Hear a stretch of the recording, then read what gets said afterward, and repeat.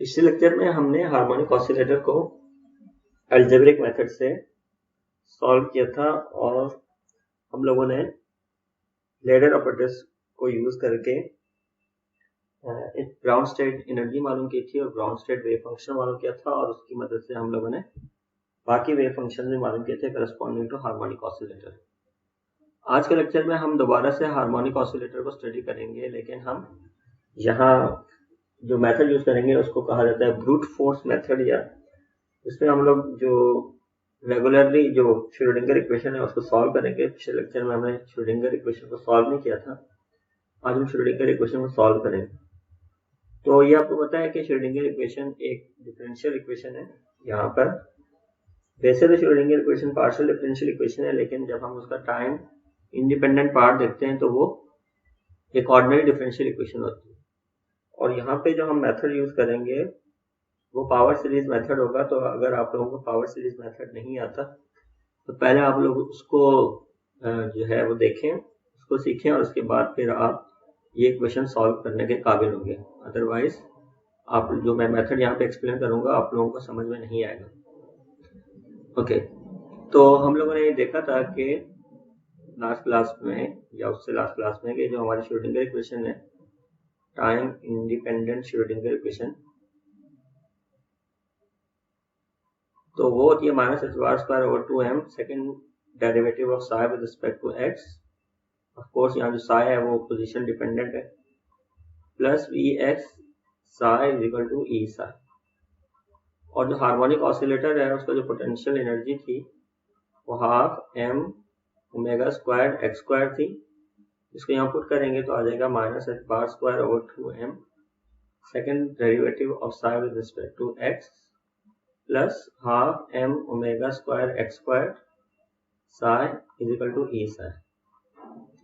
तो यहाँ पे जो हमारे पास टर्म आ रही है एक्स स्क्वायर, इस एक्स स्क्वायर की वजह से जो आम मेथड्स हैं डिफरेंशियल इक्वेशन को सॉल्व करने के वो यहाँ पर एप्लीकेबल नहीं होंगे। हमें सीरीज सॉल्यूशन की तरफ जाना पड़ेगा, एनालिटिकल मेथड यूज करना पड़ेगा। ओके, तो अब ये जो इक्वेशन है इसमें आप लोगों को बहुत सारे कॉन्स्टेंट आ रहे हैं। ये कांस्टेंट का हजूम है, ये कॉन्स्टेंट्स हैं, फिर एनर्जी भी एक कांस्टेंट है। हम चाह रहे हैं कि ये जो इतने सारे कांस्टेंट्स हैं पहले इनसे छुटकारा हासिल करें और इसको थोड़ा सिंप्लीफाइड फॉर्म में रखें। इसमें नोट करेंगे जो साई है वो एक्स पे डिपेंड कर रहा है और यहाँ पे जो टर्म आ रही है वो एक्स स्क्वायर वाली टर्म आ रही है जिसकी वजह से प्रॉब्लम्स। ओके, तो हम जो अभी काम करने जा रहे हैं उससे जो कॉन्स्टेंट्स हैं वो रिमूव होंगे। तो उसके लिए हम यहाँ पर अजम्पशन करते हैं, जाहिर है ये जो इक्वेशन है लोगों ने सॉल्व की हुई है, जो उन लोगों ने मेथड्स यूज किए हैं हम लोग उन्हीं में से कोई एक मेथड यूज करके इसको सॉल्व कर लें। तो ये देखा गया कि अगर हम एक अजम्पशन करें कि एक चीज हम यहाँ पे यूज करें, ये जो चीज है वो असल में इस तरह से है, मेरे लिए ड्रॉ करना थोड़ा मुश्किल काम है, तो इसको बोला जाता है जाय या साय। तो मैं इसको जाय कहूंगा क्योंकि साय हम इसको पढ़ते हैं। तो ये जो जाय है जिसको एक्चुअली इस तरह से डिनोट करते हैं, हम इसको लेट करेंगे कि ये है square root of m omega over h bar x. तो आपको पता है वेरिएबल एक्स है, तो हम असल में एक्स से एक्स जो वेरिएबल है उसको जाय में कन्वर्ट करेंगे। इसका फायदा ये होगा कि ये कांस्टेंट यहाँ पे रिमूव हो जाएंगे। तो लोगों ने ये देखा कि अगर इस तरह की अजम्पशन करें तो कांस्टेंट रिमूव हो जाते हैं। ओके, अब आप देखें हमारी जो डिफरेंशियल इक्वेशन है इसमें साई जो है वो एक्स पे डिपेंड कर रहा है और इसमें डेरिवेटिव 2 दफा आ रहा है विद रिस्पेक्ट टू एक्स।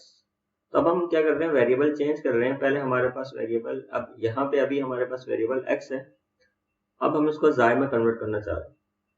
तो जो डेरिवेटिव्स हैं उनको भी इन टर्म्स ऑफ जाय रखेंगे। एक नया वेरिएबल लेके आ रहे हैं तो इन टर्म्स ऑफ डेरिवेटिव्स भी इन टर्म्स ऑफ जाय आने चाहिए। तो उसके लिए हम लोग क्या करते हैं, पहले एक काम करते हैं कि क्योंकि हमें यहाँ पे एक्स भी नजर आ रहा है तो यहाँ पे पहले एक्स लिखते हैं इन टर्म्स ऑफ जाय। तो एक्स इज इक्वल टू क्या हो जाएगा, स्क्वायर रूट ऑफ एच बार यहाँ डिवाइड हो रहा है, वहां जाके मल्टीप्लाई एम ओमेगा वहां जाके डिवाइड हो जाएगा और किससे मल्टीप्लाई डिवाइड होगा, जाय से। तो ये जाय जो है कभी किसी तरह बनेगा कभी किसी तरह।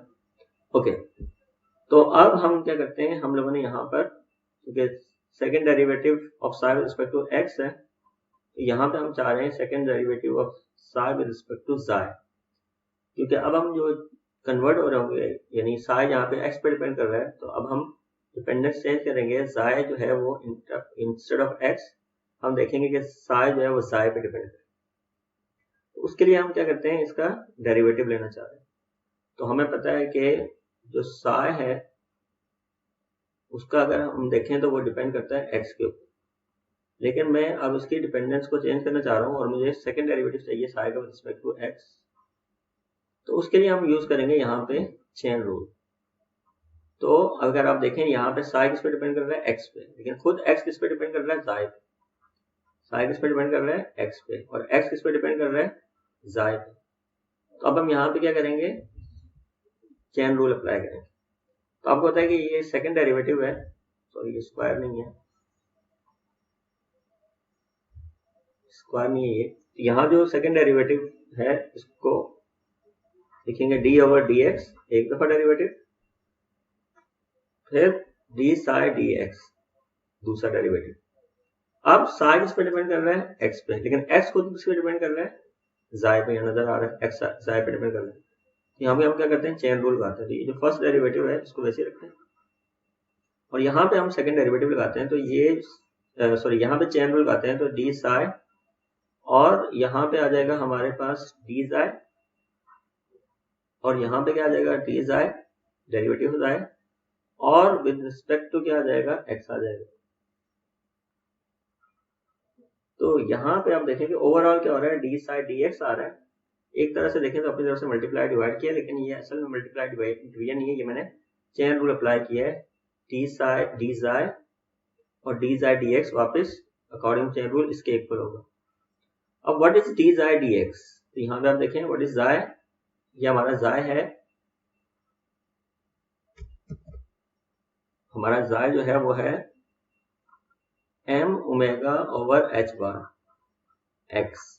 जब इसका डेरिवेटिव लूंगा डी साई डी एक्स का, यानी जाय का with respect to x, m omega over h bar ये तो कांस्टेंट है, डेरिवेटिव से बाहर आ जाएगा, और एक्स का डेरिवेटिव क्या आ जाएगा, क्योंकि जाय का डेरिवेटिव एक्स लेने से एक्स का डेरिवेटिव क्या आ जाएगा, 1 आ जाएगा।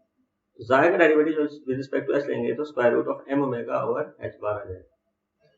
तो हमारे पास ये जो फर्स्ट डेरिवेटिव है ये तो वैसे ही आ जाएगा, डी ओवर डी एक्स, और यहाँ पे हमारे पास डी जाय डी एक्स वैसे आ जाएगा, डी जाय डी एक्स वैसे ही आ गया, और इसकी जगह क्या आ जाएगा, इसकी जगह आ जाएगा हमारे पास square root of m omega over h bar, और ये जो square root of m omega h bar है इसको बाहर निकाल के लें क्योंकि कांस्टेंट है। डेरिवेटिव इन दोनों के प्रोडक्ट के ऊपर अप्लाई होना चाहिए, लेकिन एम ओमेगा ओवर एच बार बाहर आ जाएगा। बाकी हमारे पास क्या रह जाएगा, बाकी रह जाएगा derivative with respect to x, किसका, d psi by d xi, ये d xi derivative of psi with respect to xi. Okay, अब हम क्या करेंगे, दोबारा से चेन रूल अप्लाई करेंगे, क्योंकि एक डेरिवेटिव तो एक्स से जाय में कन्वर्ट हो गया। अब हम दोबारा से डेरिवेटिव को इन टर्म्स ऑफ जाय कन्वर्ट करने के लिए एक दफा फिर चेन रूल अप्लाई करेंगे। तो ये square root of m omega h bar है, ये वैसे ही आ जाएगा, इसको नहीं छेड़ेंगे m omega over h bar को, और यहाँ चेन रूल जब अप्लाई करेंगे तो ये जो हमारे पास है डी ओवर डी एक्स, तो डी एक्स के बजाय यहाँ पे मैं लूंगा डी जाय, और ये जो चीज है वैसी आ जाएगी, और यहाँ पे आ जाएगा डी जाय डी एक्स। तो ये जो डेरिवेटिव है जिसका लिया जा रहा है वो उसको नहीं छेड़ना, डी साई डी जाय का, क्योंकि ये जो डी ओवर डी एक्स है इसमें क्या किया, डी बाय डी जाय और डी जाय डी एक्स लिख दिया। तो ये जो हमारे पास है डी एक्स, ये पहले से वही है जो हमारे पास पहले था, ये डी बाई डी एक्स, ये रहा डी बाई डी एक्स, और ये डी जाय मैंने अपनी तरफ से लिखे हैं ताकि चेन रूल वाला प्रोसीजर जो होता है वो फॉलो हो। अब what is d xi d x, ये हम ऑलरेडी देख चुके हैं, डी जाय डी एक्स इसके इक्वल है square root of m omega over h bar. तो हमारे पास क्या आ जाएगा, हमारे पास आ जाएगा m omega over h bar square root के साथ, ये पहले से बैठा हुआ है, और ये क्या आ जाएगा डी टू जाय डी जाय टू, ये हमारे पास आ जाएगा।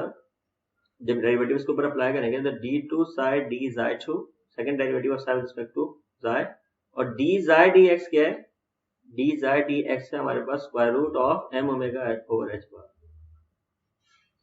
और ये m omega over h bar square root दोनों इकट्ठे होंगे तो आ जाएगा m omega over h bar, और ये जो d two psi second derivative psi with respect to psi वैसे ही आ जाएगा। तो आपने क्या देखा, यहाँ लेफ्ट साइड पे क्या चला आ रहा था, second derivative of psi with respect to x, second derivative of psi with respect to x. तो अब ये जो हम लोग क्या करना चाह रहे हैं कि x को इन टर्म्स ऑफ साई कन्वर्ट करना, इन टर्म्स ऑफ साई लिखना चाह रहे हैं।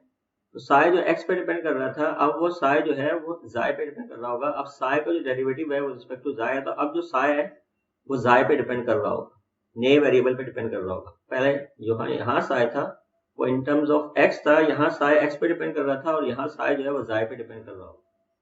तो ये जो सेकेंड डेरिवेटिव है इसको उठा के ओरिजिनल इक्वेशन में पुट करें, जिसको हमने इक्वेशन नंबर 1 का नाम दिया हुआ है।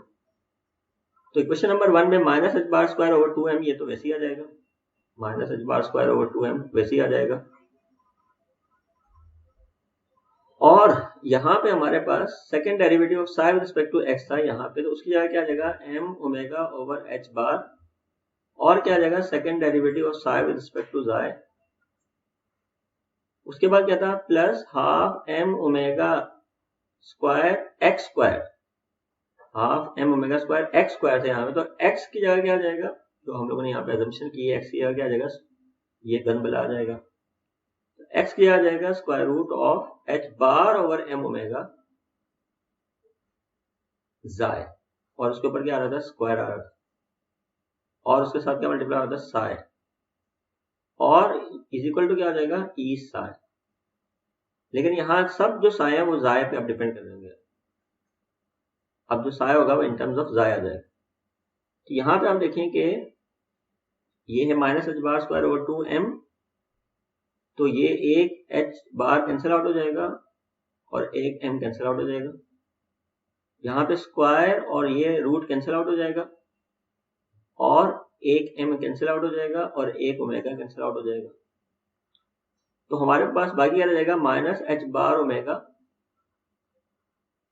डिनोमिनेटर में 2 आ जाएगा, second derivative of psi with respect to xi, plus यहाँ पे हम देखते हैं कि एच बार रह गया, ओमेगा रह गया, एच बार ओमेगा, डिनोमिनेटर में क्या रह गया 2 रह गया, m कैंसिल आउट हो गया था उस m के साथ 2 रह गया, और यहाँ जाय के ऊपर भी स्क्वायर है, जाय के ऊपर भी स्क्वायर है, और ये साय है, और ये जो साय है अब जाय पे डिपेंड कर रहा होगा इज इक्वल टू ई साय, और ये वाला साय भी जाय पे डिपेंड कर रहा होगा। अब आप सिंप्लीफाई करने के लिए पूरी इक्वेशन को मल्टीप्लाई करें -2 ओवर एच बार ओमेगा से, पूरी इक्वेशन को मल्टीप्लाई करें -2 ओवर एच बार ओमेगा से। जब मल्टीप्लाई करेंगे इसको तो ये जो -2 ओवर एच बार ओमेगा है, और यहाँ पे जब मल्टीप्लाई कर रहे होंगे तो ये दोनों कैंसिल आउट हो जाएंगे, हमारे पास आ जाएगा d2 Sai d Sai 2।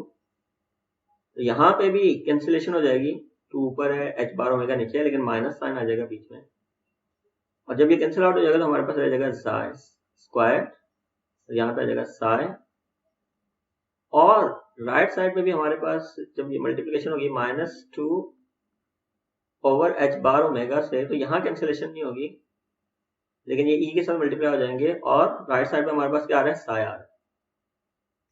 Okay, तो अब हम देखते हैं कि e भी कांस्टेंट है, एच बार ओमेगा भी कांस्टेंट है, 2 भी कांस्टेंट है, तो लेट करते हैं कि भाई ये जो कांस्टेंट है ये k है, कैपिटल K, और ये है हमारे पास 2e over h bar omega.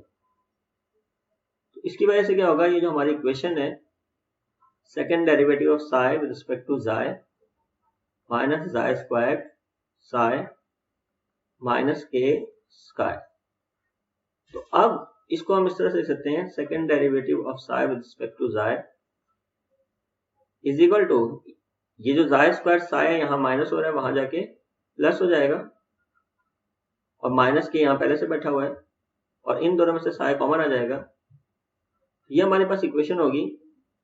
तो इस इक्वेशन को हमने 3 का नाम दिया हुआ है, और ये हमारे पास इक्वेशन हो जाएगी 4। तो ये हमारे पास इक्वेशन आ गई। ये वाली इक्वेशन में अगर आप देखें तो अब जो वेरिएबल वहां साई किस पे डिपेंड कर रहा था ओरिजिनल इक्वेशन में x पे, अब यहाँ साई किस पे डिपेंड कर रहा है जाय पे। वहां जो इंडिपेंडेंट वेरिएबल था वो x था, यहाँ जो इंडिपेंडेंट वेरिएबल है वो जाय है। तो वहां पे हमने क्या कहा था कि जो मसला है वो किस वजह से है, मसला ये है कि यहाँ पे x स्क्वायर आ रहा है, जो वेरिएबल है इंडिपेंडेंट उसका स्क्वायर आ रहा है अकेला का मतलब है कॉन्स्टेंट्स हैं लेकिन ओवरऑल एक्स स्क्वायर आ रहे हैं। तो आप देखें यहाँ पे वो मसला हल नहीं हुआ, ये जो इंडिपेंडेंट वेरिएबल है वो साई से एक्स से जाय हो गया लेकिन अभी भी जाय स्क्वायर आ रहा है। लेकिन अगर आप उस इक्वेशन को और इस इक्वेशन को कंपेयर करें तो वहां कॉन्स्टेंट्स की हर जगह भरमार थी और यहाँ पे सिर्फ एक कॉन्स्टेंट आ रहा है। तो हमने उस इक्वेशन की कांस्टेंट की उस इक्वेशन में से कांस्टेंट की सफाई सुथराई की है और हमारे पास ये थोड़ी सी in terms of constant need equation है। अब हमें इंस्टेड ऑफ इक्वेशन नंबर 1 जो कि हमारी मेन इक्वेशन है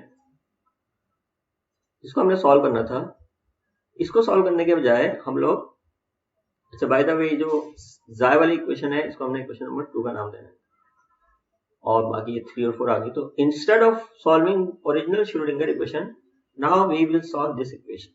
अब हमने इस इक्वेशन को सॉल्व करना है, इस इक्वेशन को सॉल्व करना है। तो अगर आप याद करें ओरिजिनल डिफरेंशियल इक्वेशन को सॉल्व करना होता तो हमें क्या मालूम करना होता, हमें साय मालूम करना होता और एनर्जी मालूम करनी होती, यानी कि वेव फंक्शन मालूम करने होते हैं, उनके करस्पॉन्डिंग एनर्जी मालूम करनी होती, ये दो चीजें मालूम करनी होती। अब इस नई इक्वेशन को अगर हम देखें तो अगेन यहाँ पे साय है तो एक चीज साय मालूम करनी होगी और दूसरी चीज इंस्टेड ऑफ कांस्टेंट ई वहां पे एनर्जी कांस्टेंट थी, यहाँ पे के हमें मालूम करना होगा। और अगर आपको याद है तो के है हमारे पास इन टर्म्स ऑफ एनर्जी। अगर आप देखें यहाँ पे तो हमारे पास के जो है वो इन टर्म्स ऑफ एनर्जी, तो अगर के मालूम हो जाएगा तो फिर एनर्जी मालूम हो जाएगी क्योंकि बाकी सारे कांस्टेंट। तो instead of solving for psi and E, psi of x and E, we will be solving this equation for psi और के। हम इस इक्वेशन को साई और के की शक्ल में सॉल्व कर रहे हूं। तो अब हमारे टारगेट वेरिएबल्स हैं साई और के, उसके लिए हमें अब इस डिफरेंशियल इक्वेशन को सॉल्व करना होगा। ओके, तो ये जो इक्वेशन है 4 ये ओरिजिनल इक्वेशन से सिंपलर तो है लेकिन उसमें मसला वही अभी बाकी है कि वहां एक्स स्क्वायर था, यहाँ पे ये जाय स्क्वायर आ रहा है। अब इस इक्वेशन को कैसे सॉल्व करें, तो ये अगेन सिंपल इक्वेशन नहीं है।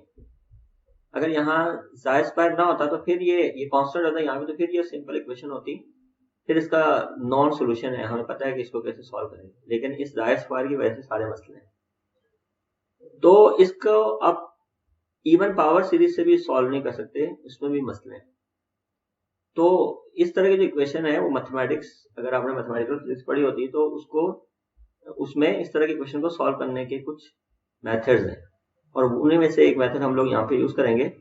कुछ बातें जो अभी आपको सुनने को मिलेंगी वो प्योर मैथमेटिकल बातें, कुछ लोगों को वाली बातें हजम इसलिए नहीं होगी कि इन लोगों ने इसके इस तरह की जो इक्वेशंस हैं उनको सॉल्व नहीं किया हुआ। अगर किया होता तो फिर इतनी ज्यादा आप लोगों को ये वाली बातें अजीब नहीं लगेंगी अगर आपने इस तरह की इक्वेशन को सॉल्व किया हुआ। लेकिन हम लोग कुछ यहाँ पे अप्रोक्सीमेशन यूज करेंगे, कुछ और इस तरह के मेथड यूज करेंगे जो मैथमेटिशियंस ने यूज किए हैं इस तरह की इक्वेशन को सॉल्व करने के लिए।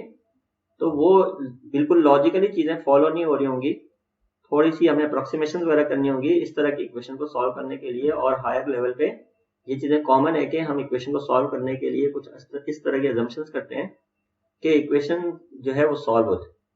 तो ये भी सीधी इक्वेशन नहीं है, ज़ाहिर दिखने में बड़ी सादा है, मासूम सी इक्वेशन लग रही है, लेकिन ये जो है तड़पा देने वाली इक्वेशन है, इसकी मासूमियत अभी हमें तड़पाने वाली है। ओके, तो आप देखिए यहाँ मैंने जो है स्ट्रेटेजी क्या है इस इक्वेशन को सॉल्व करने की, सीधी इक्वेशन तो है नहीं, ये मासूमाना सीधी इक्वेशन नहीं है, मासूमाना है लेकिन सीधी नहीं है। तो कहते हैं कि यहाँ पे वो कमेंट ये है जो मैंने आपको बताया कि if we use power series method directly equation will get quite complicated, उसकी शक्ल जो है खौफनाक हो जाएगी। फिर हम क्या करते हैं, इस तरह की इक्वेशन को सॉल्व करने के लिए मैथमेटिशियंस हमें क्या बताया कि क्या करो, it is easier if we write wave function as another function multiply by an asymptotic function. तो इस तरह की इक्वेशन में जो हमारा फंक्शन है जिसको हमें मालूम करना है psi as a function of xi, इसको हम एज अ प्रोडक्ट ऑफ दो चीजें लेते हैं, उसमें से एक कोई आम फंक्शन है और मल्टीप्लाई बाय यहाँ पर होगा एक एसिम्प्टोटिक फंक्शन। अब एसिम्प्टोटिक फंक्शन का मतलब ये है कि by asymptote we mean the regions where psi और एक्स, क्योंकि जाय आपको पता है कि इन टर्म्स ऑफ एक्स हमने लिखा था, जब एक्स ज्यादा होगा तो जाय भी ज्यादा होगा, और जब एक्स इंफिनिटी को अप्रोच करेगा तो जाय भी इंफिनिटी को अप्रोच करेगा। ऐसा क्यों है? ऐसा इसलिए कि जो हमारे पास ओरिजिनल अजम्पशन थी उसमें जाय और एक्स प्रोपोर्शनल, जब x बढ़ रहा होगा तो जाय भी बढ़ रहा होगा। ओरिजिनल वेरिएबल हमारा क्या था? x, और हमने क्या किया, चेंज ऑफ वेरिएबल किया, एक्स को इन टर्म्स ऑफ जाय कन्वर्ट किया, और उसको कन्वर्ट करने का रीजन थी कि हमारी इक्वेशन जो थोड़ी सी पहले इसमें बहुत सारे कांस्टेंट नजर आ रहे थे, अब वो कांस्टेंट से तकरीबन पाक है, सिर्फ एक कांस्टेंट है, उसके अंदर सारे कांस्टेंट इन्वॉल्व है के। ओके, तो हम लोग के पास स्ट्रेटेजी ये है कि हम लोग एक फंक्शन, अब जो साय है जो कि नॉन फंक्शन और अननोन फंक्शन है जिसको हमें मालूम करना है, उसको हम प्रोडक्ट ऑफ दो फंक्शन के तौर पर लिखेंगे। एक जो है वो आम कोई फंक्शन होगा जिसको मैं बताऊंगा, और दूसरा जो है वो जो फंक्शन होगा वो एसिम्प्टोटिक फंक्शन होगा। और एसिम्प्टोटिक फंक्शन का मतलब है वो रीजन जहां पे साई या जाय जो है वो बहुत ज्यादा हो जाए, यानी कि इन्फिनिटी को अप्रोच करे, तो उस वक्त जो हमारे पास फंक्शन होगा वो एसिम्प्टोटिक फंक्शन होगा। ओके, अभी हम इसको मजीद देखते हैं। आगे लिखा हुआ है power series solutions are solutions that are interesting near the origin. तो x इज इक्वल टू 0 ये ओरिजिन है, या y इज इक्वल टू 0। तो आमतौर पर जब हम पावर सीरीज सॉल्यूशन मालूम करते हैं तो नियर द ओरिजिन इनके जो सॉल्यूशंस हैं वो इंटरेस्टिंग होते हैं, but this equation gets difficult to be represented with power series for large value of y। तो इसमें ये मैथमेटिकल मसले हैं, and since power series is fundamentally polynomial, हमें पता है कि जब पावर सीरीज हम लिखते हैं तो उसमें इस तरह लिखते हैं c naught plus c one x plus c two x square plus c three x cube. तो इसमें क्योंकि पॉलिनोमियल आता है तो इसमें अगर जाय जो है या एक्स जो है, क्योंकि एक्स और जाय अल्टरनेटिवली यहाँ पे यूज हो रहे हैं, तो एक्स लार्ज हो जाए या जाय लार्ज होता है तो जिससे ये बड़ा होगा, तो इसमें मसला क्या होगा, इसमें मसला ये होगा कि जो हमारी पावर सीरीज है ये कन्वर्ज नहीं हो रही होगी, डाइवर्ज कर रही होगी। तो जो डाइवर्जिंग सीरीज है वो हमारे किसी काम की नहीं होती है, हमें इसको कन्वर्ज करवाना है।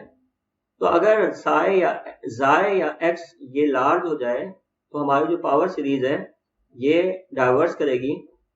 तो अगर ये डाइवर्स करेगी तो हम कहते हैं इट इज अनलाइक, और हम ये देखेंगे और आप भी देखेंगे कि ये चीज हमारे सोल्यूशन को रिप्रेजेंट करेगी। और आपको पता है कि जो हमारा सोल्यूशन है फॉर एग्जांपल साय, तो it must go to 0 at x goes to plus minus infinity, और एक्स का रोल यहाँ पे कौन प्ले कर रहा होगा, जाय। तो जाय या एक्स जब इन्फिनिटी को अप्रोच कर रहा हूं तो जो सोल्यूशन है उसको 0 को अप्रोच करना चाहिए, लेकिन अगर ये बड़ा होता जाएगा एक्स या जाय, तो उस केस में क्या होगा, जो हमारा सोल्यूशन होगा वो 0 को अप्रोच नहीं कर रहा होगा, और 0 को अप्रोच ना कर रहा हो तो वो यानी कन्वर्ज नहीं कर रहा होगा एक तरह से। तो इसका मतलब ये है कि हमारे पास जो प्रॉब्लम्स आएंगी यहाँ पे, यानी ये मैथमेटिकल प्रॉब्लम्स।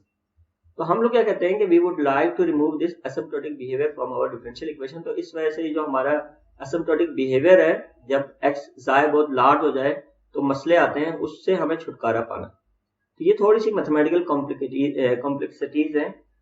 और अब जो हमारा एसिम्प्टोटिक सॉल्यूशन है वो क्या होगा कि जाय बहुत बड़ा हो जाए या एक्स बहुत बड़ा हो जाए तो हमारा सॉल्यूशन किस तरह का होगा वो हमने देखना है, और फिर हम क्या करेंगे उसमें से उस एसिम्प्टोटिक बिहेवियर को रिमूव करने की कोशिश करेंगे। तो अब स्ट्रेटेजी क्या है कि हम अपने जो वेव फंक्शन है, जो सॉल्यूशन है, उसको एज अ प्रोडक्ट ऑफ दो फंक्शन लिखेंगे, उसमें से ये वाला जो होगा ये एसिम्प्टोटिक फंक्शन होगा। अब ये एसिम्प्टोटिक फंक्शन कब आएगा, जब जाय या एक्स क्या होगा, बहुत लार्ज होगा, बहुत बड़ा होगा। और उसके लिए ये सॉल्यूशन कैसा आएगा, पहले हम वो देखना चाहते हैं कि अगर जाय बहुत बड़ा हो जाए तो उस केस में सॉल्यूशन कैसा आएगा। तो उसके लिए हमारे पास है पहले हम एसिम्प्टोटिक सॉल्यूशन मालूम करेंगे। एसिम्प्टोटिक सॉल्यूशन का मतलब है जब जाय यानी जो वेरिएबल है वो बहुत बड़ा हो रहा है, यानी प्लस माइनस इन्फिनिटी को अप्रोच कर रहा है, तो फिर हमारी डिफरेंशियल इक्वेशन का सॉल्यूशन कैसा है। तो what is our original differential equation, this is our original differential equation that we want to solve. जब जाय बहुत बड़ा होगा, आपको पता है कि जाय कोई नंबर है और k तो कांस्टेंट है, तो जब जाय बहुत बड़ा होगा, फॉर एग्जांपल इवन अगर जाय को 1000 भी करते हैं, 1000 का स्क्वायर 100,000 होता है, तो k के मुकाबले में ये बहुत बड़ा होगा। तो ये k के मुकाबले में अगर बहुत बड़ा होगा तो you can ignore k as compare to xi square.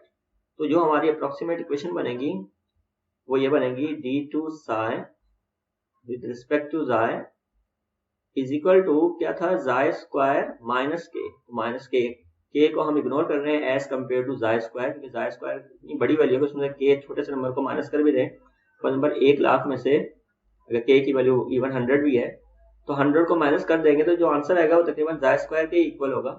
तो इसलिए हम यहाँ पर अप्रोक्सीमेट इक्वेशन लिख रहे हैं, और हमें पता है कि ये जो साय है ये as a function of xi है। तो now this is the equation we want to solve. क्या ये इक्वेशन सिंपल है, क्या इसको आप एलिमेंट्री फंक्शंस की शक्ल में सॉल्व कर सकते हैं? Of course no. अगर यहाँ जाय स्क्वायर ना होता तो फिर ये आसानी से सॉल्व हो सकती थी, लेकिन ये जाय स्क्वायर की वजह से यहाँ पे मसला आ रहा है। और इवन आप इसको सीरीज सॉल्यूशन से भी सॉल्व करने की कोशिश करें अगेन, अभी भी इस असम्पशन के बाद भी तो अभी भी मसले आएंगे। तो इसके लिए हमें थोड़ा गैस करना पड़ता है, गैस सोल्यूशन। उसके लिए हम देखते हैं यहाँ पे कि कोई ऐसा फंक्शन चाहिए जिसका 2 दफा डेरिवेटिव ले तो वापस वही आ जाए, लेकिन साथ ही साथ क्या हो, जाय स्क्वायर भी मल्टीप्लाई। तो कौन सा ऐसा फंक्शन अपने जहन में सोचें जिसका डेरिवेटिव ले तो वापस वही आता है, तो जाहिर हमारे जहन में क्या आएगा, एक्सपोनेंशियल आएगा। ओके, और दूसरे नंबर पे हमें क्या चाहिए, दूसरे नंबर पे हमें चाहिए कि वापस जाय स्क्वायर भी मल्टीप्लाई।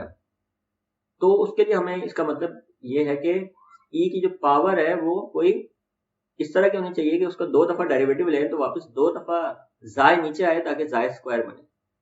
तो इट टर्न्स आउट, अगर आप इसके बारे में सोचेंगे, सोच के सोल्यूशन निकालना है, इसको देखते हुए सोल्यूशन निकालना है, अपने एक्सपीरियंस के बेस पे सोल्यूशन निकालना है, कोई रेगरस मेथड नहीं है इसको सॉल्व करने के लिए, इस इक्वेशन को।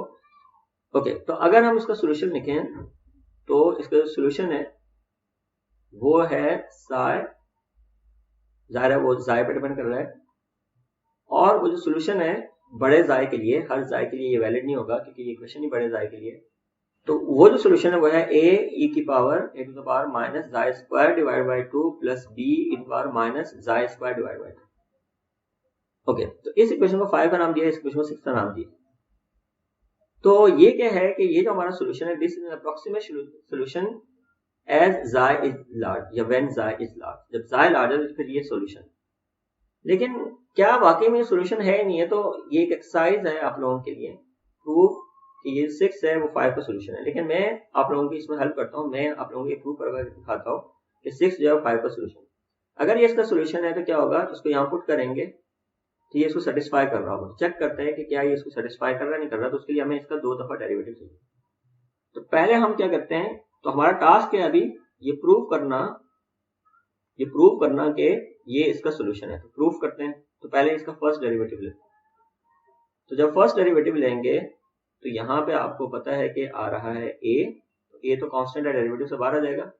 और जब इसका डेरिवेटिव लेंगे तो e की power minus xi square over 2 तो वैसे ही आ जाएगा, और पावर का दोबारा से डेरिवेटिव आ जाएगा। जब पावर का यानी कि माइनस जाय स्क्वायर ओवर 2 का डेरिवेटिव लेंगे तो 1/2 तो कांस्टेंट डेरिवेटिव से बाहर आ जाएगा, और क्योंकि डेरिवेटिव रिस्पेक्ट टू जाय है तो जाय स्क्वायर का डेरिवेटिव -2 जाय आ जाएगा, और 2 और 2 कैंसिल आउट हो जाएगा। तो इसीलिए जाय स्क्वायर ओवर 2 लिखने की भी यही रीजन है।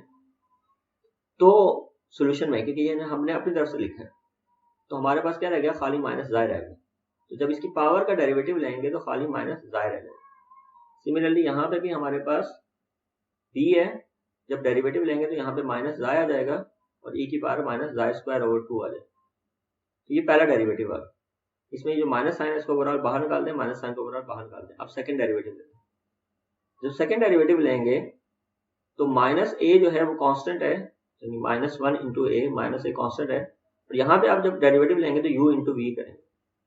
तो u इंटू वी जब करेंगे तो फर्स्ट फंक्शन जाय वैसे ही आ जाएगा और इसका दोबारा से डेरिवेटिव आएगा। तो अभी मैंने आपको बताया कि जब इसका डेरिवेटिव लेंगे, इधर मैंने बताया, तो माइनस जाय आ जाएगा और माइनस जाय स्क्वायर ओवर 2 आ जाएगा।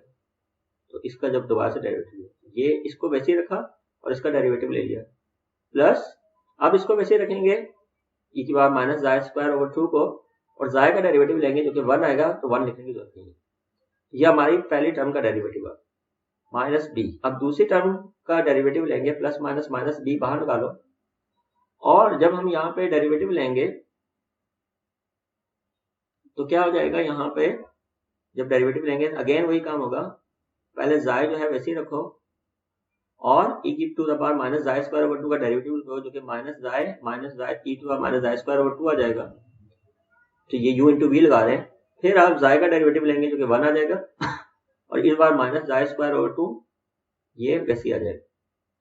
अब आप क्या कर रहे हैं कि इनमें से कॉमन लें। क्या कॉमन लें, तो पहले आप देखें कि यहाँ पर आ रहा है माइनस ए, जाय इंटू जाय, जाय स्क्वायर, ये माइनस आ रहा है, और यहाँ माइनस ए ये रहा, और इस बार जाय स्क्वायर ओवर 2 ये रहा।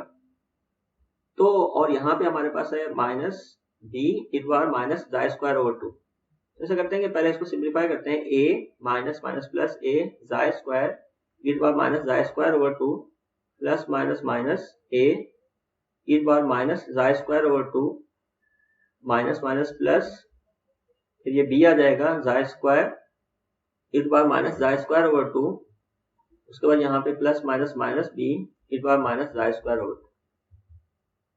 तो अब आप चेक करें कि यहाँ पे हमारे पास क्या हुआ। ये जो हमारे पास है यहाँ पे a ये रहा, जाय स्क्वायर ये रहा, इन दोनों में से जाय स्क्वायर कॉमन लें, बाकी बचेगा a e power minus xi square over 2 plus b e power minus xi square over 2। तो इन दोनों में से जाय स्क्वायर कॉमन लिए और इन दोनों में से माइनस कॉमन लें, माइनस, और बाकी बचा a e power minus xi square over 2 plus b e power minus xi square over 2। और ये a e power minus xi square over 2 plus b e power minus xi square over 2 क्या है, ये हमारा solution है, ये हमारा साय है। तो हमारे पास क्या आ जाएगा, यहाँ पर जाय स्क्वायर वैसे ही आ जाएगा, ये जाय स्क्वायर वैसे ही आ गया, और इस चीज की जगह क्या आ जाएगा, इस चीज का हमारे पास साय आ जाएगा, क्योंकि ये हमारा ओरिजिनल सोल्यूशन है, तो ये साय आ गया। फिर यहाँ पे हमारे पास क्या है, माइनस, तो ये हमारा माइनस वैसे ही आ गया, और ये जो हमारे पास है ये वाली पूरी चीज ये वापस आ गई साय, ये हमारे पास आ गई साय। तो अब आप देखें यहाँ पे कि लेफ्ट साइड क्या था, लेफ्ट साइड को देखें, second derivative of psi with respect to xi, और राइट साइड क्या हमारे पास, राइट साइड है साय स्क्वायर माइनस 1 साय। अगर आप देखें ओरिजिनल इक्वेशन क्या थी, ये थी हमारी ओरिजिनल इक्वेशन, और अब क्या है, ये है। तो ये इक्वेशन क्या इस जैसी है, ऑफ कोर्स नो। क्या ये जो साय है इसको सेटिस्फाई कर रहा है, जाहिर नहीं। लेकिन हमने क्या कहा था कि यहाँ जो जाय है, जाय इट्स वेरी लार्ज, ये बहुत बड़ा है। तो अगर बहुत बड़ा है जाय, तो इसकी जो वैल्यू होगी वो 1 से बहुत ज्यादा होगी, सच दैट कि अगर आप 1 लिखें या ना लिखें कोई फर्क नहीं पड़ेगा। तो आप लोग यहाँ पे अगर 1 को इग्नोर कर दें, यहाँ अप्रोक्सीमेटली जाय स्क्वायर आ जाएगा, 1 को इग्नोर कर दें, इसकी कोई बात नहीं है, तो जाय स्क्वायर आ जाएगा। क्या ये इक्वेशन ओरिजिनल इक्वेशन जैसी है? यस। ये कहां से आई, जब इसका 2 दफा डेरिवेटिव किया। इसका मतलब है ये जो हमारा सोल्यूशन है ये इसको सेटिस्फाई कर रहा है, लेकिन कब, व्हेन जाय इज लार्ज। तो जो हमारा सोल्यूशन है ये अप्रोक्सीमेट सोल्यूशन है, और हमने ये प्रूव किया है कि 6-5 का सोल्यूशन है कब, जब जाय लार्ज। लेकिन अब इसमें देखेंगे हमारा सोल्यूशन है, इसमें क्या होगा। अच्छा, यहाँ पे मैंने गलती से माइनस किया, ये प्लस है, यहाँ पे एक बार माइनस जाय स्क्वायर ओवर 2 है, प्लस b एक बार प्लस जाय स्क्वायर ओवर 2 है। ये दोनों जो है e की power minus xi square over 2 भी इसको सेटिस्फाई कर रहा है जब जाय बहुत बड़ा हो, और e की power plus xi square over 2 भी इसको सेटिस्फाई कर रहा हो जब जाय बड़ा हो, और इन दोनों का लीनियर कॉम्बिनेशन में इसका सोल्यूशन होगा जब जाय बड़ा हो, और ये हमने प्रूव किया। लेकिन इसमें अगर हम देखें जो हमारा वेव फंक्शन है इसकी क्या प्रॉपर्टी है, it must go to zero as x goes to zero, लेकिन यहाँ x के बजाय जाय आ रहा है, तो सॉरी मैंने एक चीज गलत आ गई है कि psi must go to zero as x tends to infinity होता था, या प्लस इंफिनिटी या माइनस इंफिनिटी, लेकिन यहाँ x के बजाय यहाँ पे साय जाय पे डिपेंड कर रहा है। तो अगर जाय प्लस माइनस इंफिनिटी को अप्रोच करे तो साय को क्या होना चाहिए, जीरो होना चाहिए। तो यहाँ पे अगर आप देखें, यहाँ पे जैसे जैसे जाय बढ़ेगा तो e to power minus xi square over 2 ये जीरो को अप्रोच करेगी, तो ये तो ठीक है। लेकिन यहाँ पे जैसे जैसे जाय बढ़ेगा तो e की पावर जाय स्क्वायर ये एक्सपोनेंशियली बढ़ती जाएगी, तो इसकी वजह से जो हमारा वेव फंक्शन है ये जीरो को अप्रोच नहीं करेगा। तो दैट्स व्हाई जब हम इसको मजीद एनालाइज करते हैं तो हम ये देखते हैं कि ये वाला जो फंक्शन है ये हमारे वेव फंक्शन को खराब कर रहा है, तो इसको इग्नोर कर दो, तो हमारे पास जो सोल्यूशन बचेगा वो बचेगा psi a e to power minus xi square over 2। इस चीज की वजह से हमारा जो सोल्यूशन है वो आ रहा है psi a e to power minus xi square over 2। Okay, अब हमारे पास जो सोल्यूशन आ गया वो ये वाला सोल्यूशन आ गया।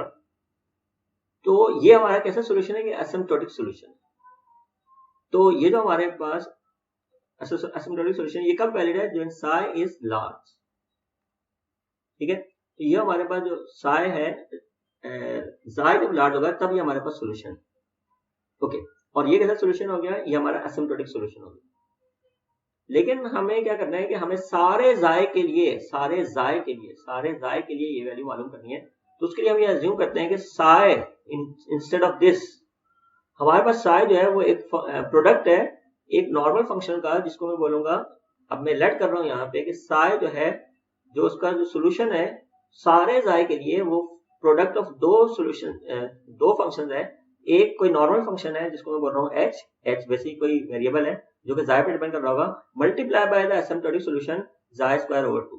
तो अगर आप शुरू में देखें तो हमने क्या कहा था कि हमारी स्ट्रेटेजी ये है, स्ट्रेटेजी में हमने ये डिस्कस किया था कि जो हमारा वेव फंक्शन होगा, सॉल्यूशन होगा, वो एज अ प्रोडक्ट ऑफ दो सॉल्यूशन आएगा, दो फंक्शन आएगा।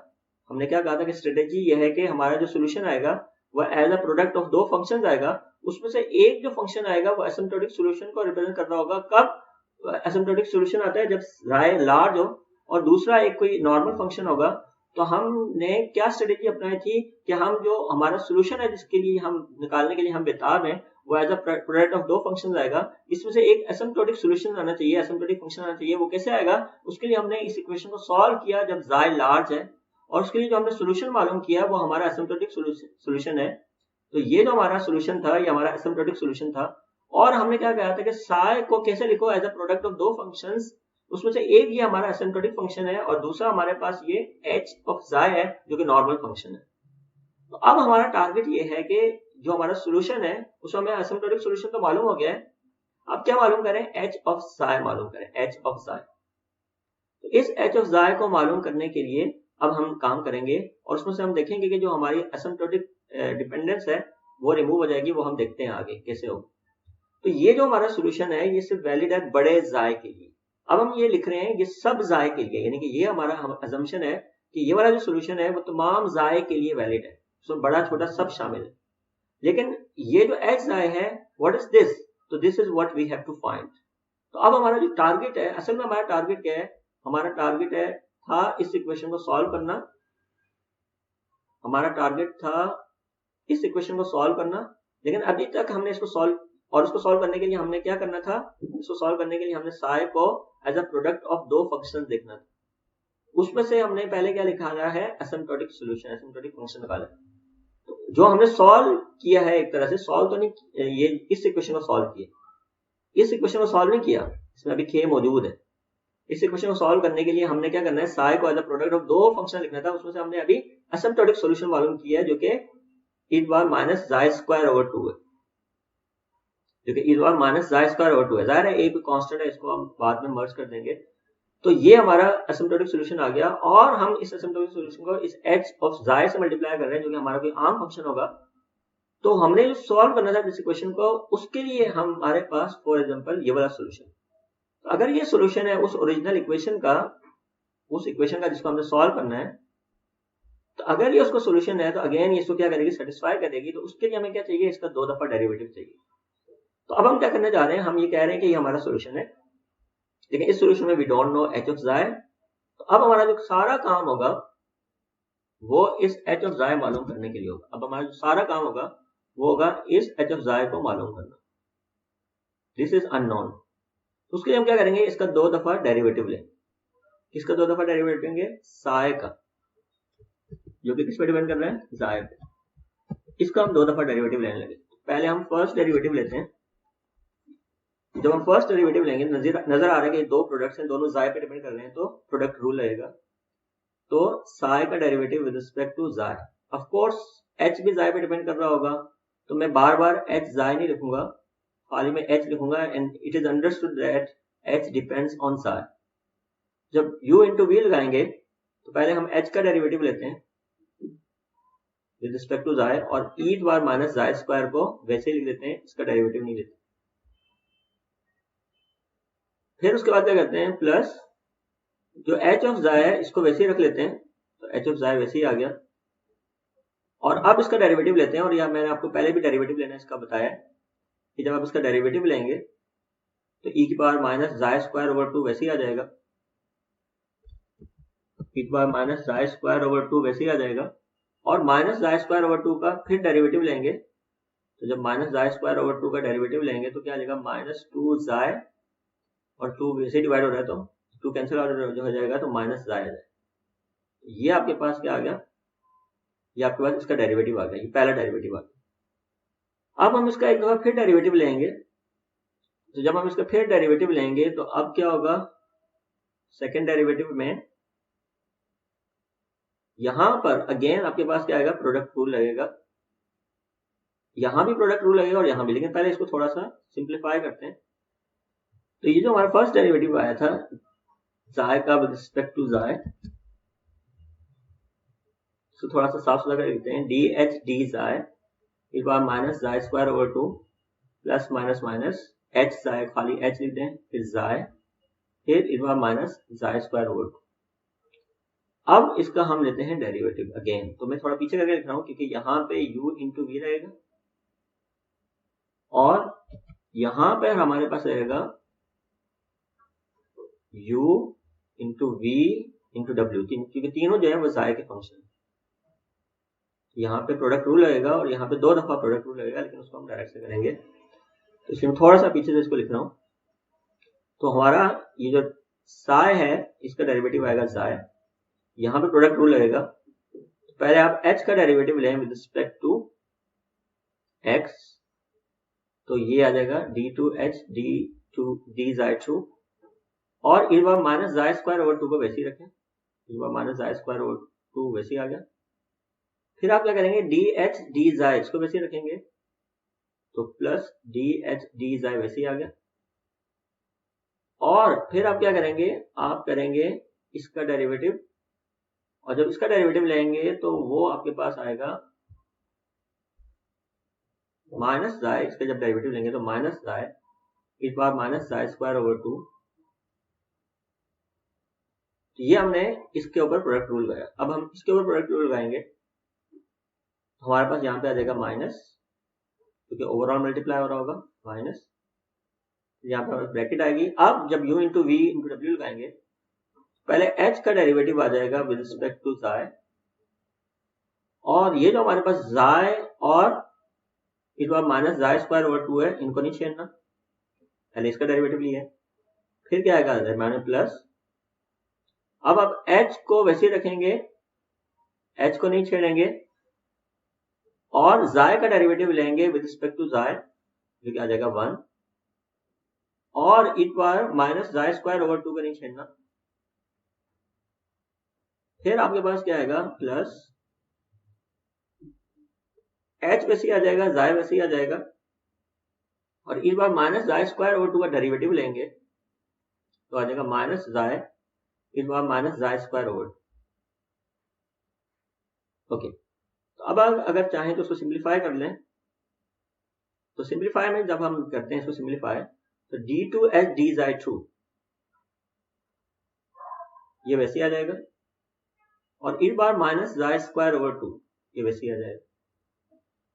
ओके, इसके बाद अगर आप देखें यहाँ पे, तो यहाँ पे आ रहा है dh d जाय माइनस प्लस माइनस आ जाएगा, जाय इस बार minus xi square over 2।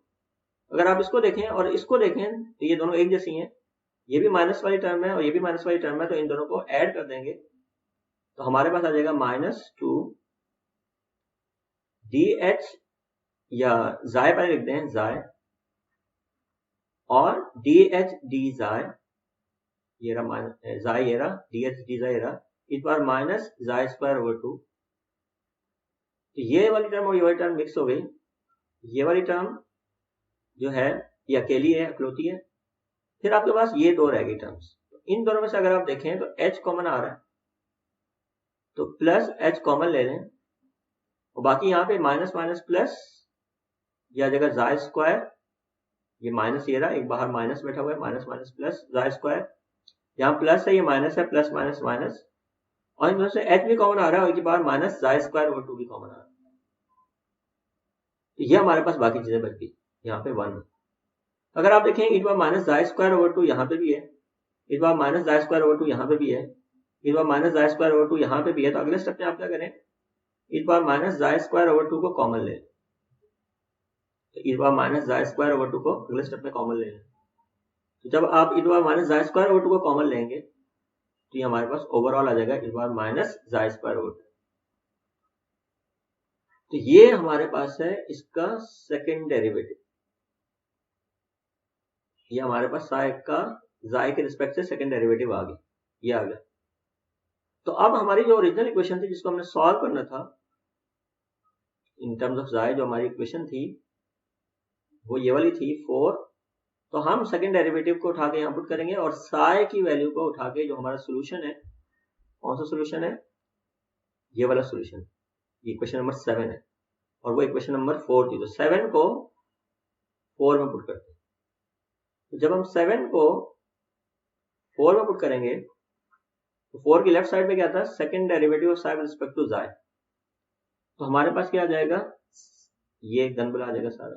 Second derivative of h with respect to xi minus 2 xi derivative of h with respect to xi plus xi square minus 1 h whole multiplied by minus xi square over 2। ये हमारे पास है left side उस equation number 7 की।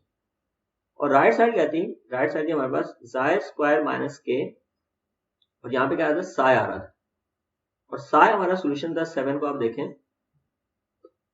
H E की बार minus xi square over 2। ये हमारा equation number 4 Sai की वैल्यू पुट करने के बाद ये हमारी इक्वेशन नंबर 4 बन गई। तो अब देखें क्या चीजें बन रही हैं। ये माइनस जाय स्क्वायर ओवर 2, अगर आप याद करिए एसिम्प्टोटिक सॉल्यूशन था, इससे हमारा छुटकारा हासिल हो गया। एसिम्प्टोटिक सॉल्यूशन से छुटकारा हासिल हो गया, और यही टेक्निक थी ये सारा काम करने की कि हम ये जो एसिम्प्टोटिक सॉल्यूशन था इससे छुटकारा पाए। इसके अलावा अगर आप देखें यहाँ पे तो जाय स्क्वायर एच यहाँ पे भी है और जाय स्क्वायर एच यहाँ पे भी है, तो जाय स्क्वायर एच जो है वो भी कैंसिल आउट। तो अब हमारी जो इक्वेशन है वो क्या हो जाएगी? d2h d जाय 2 माइनस 2 जाय dh d जाय।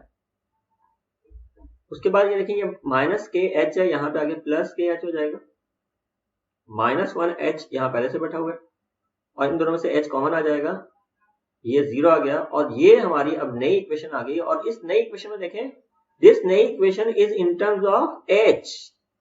तो अगर मैं कहूंगा इसको सॉल्व करो तो इसको सॉल्व करके आपको क्या मिलेगा? एच मिलेगा, और जाहिर है एच किस पे डिपेंड कर रहा है? जाय पे डिपेंड कर रहा है। तो पहले हमें क्या मालूम करना था? ओरिजिनल इक्वेशन में साय ऑफ एक्स मालूम करना था, उसको हमने कन्वर्ट किया तो साय ऑफ जाय मालूम करना था। लेकिन साय ऑफ जाय में हमने देखा कि मसले, फिर एसिम्प्टोटिक सॉल्यूशन हमने देखा, और उसके बाद फिर हमने साय को इन terms of H and asymptotic solution लिखा।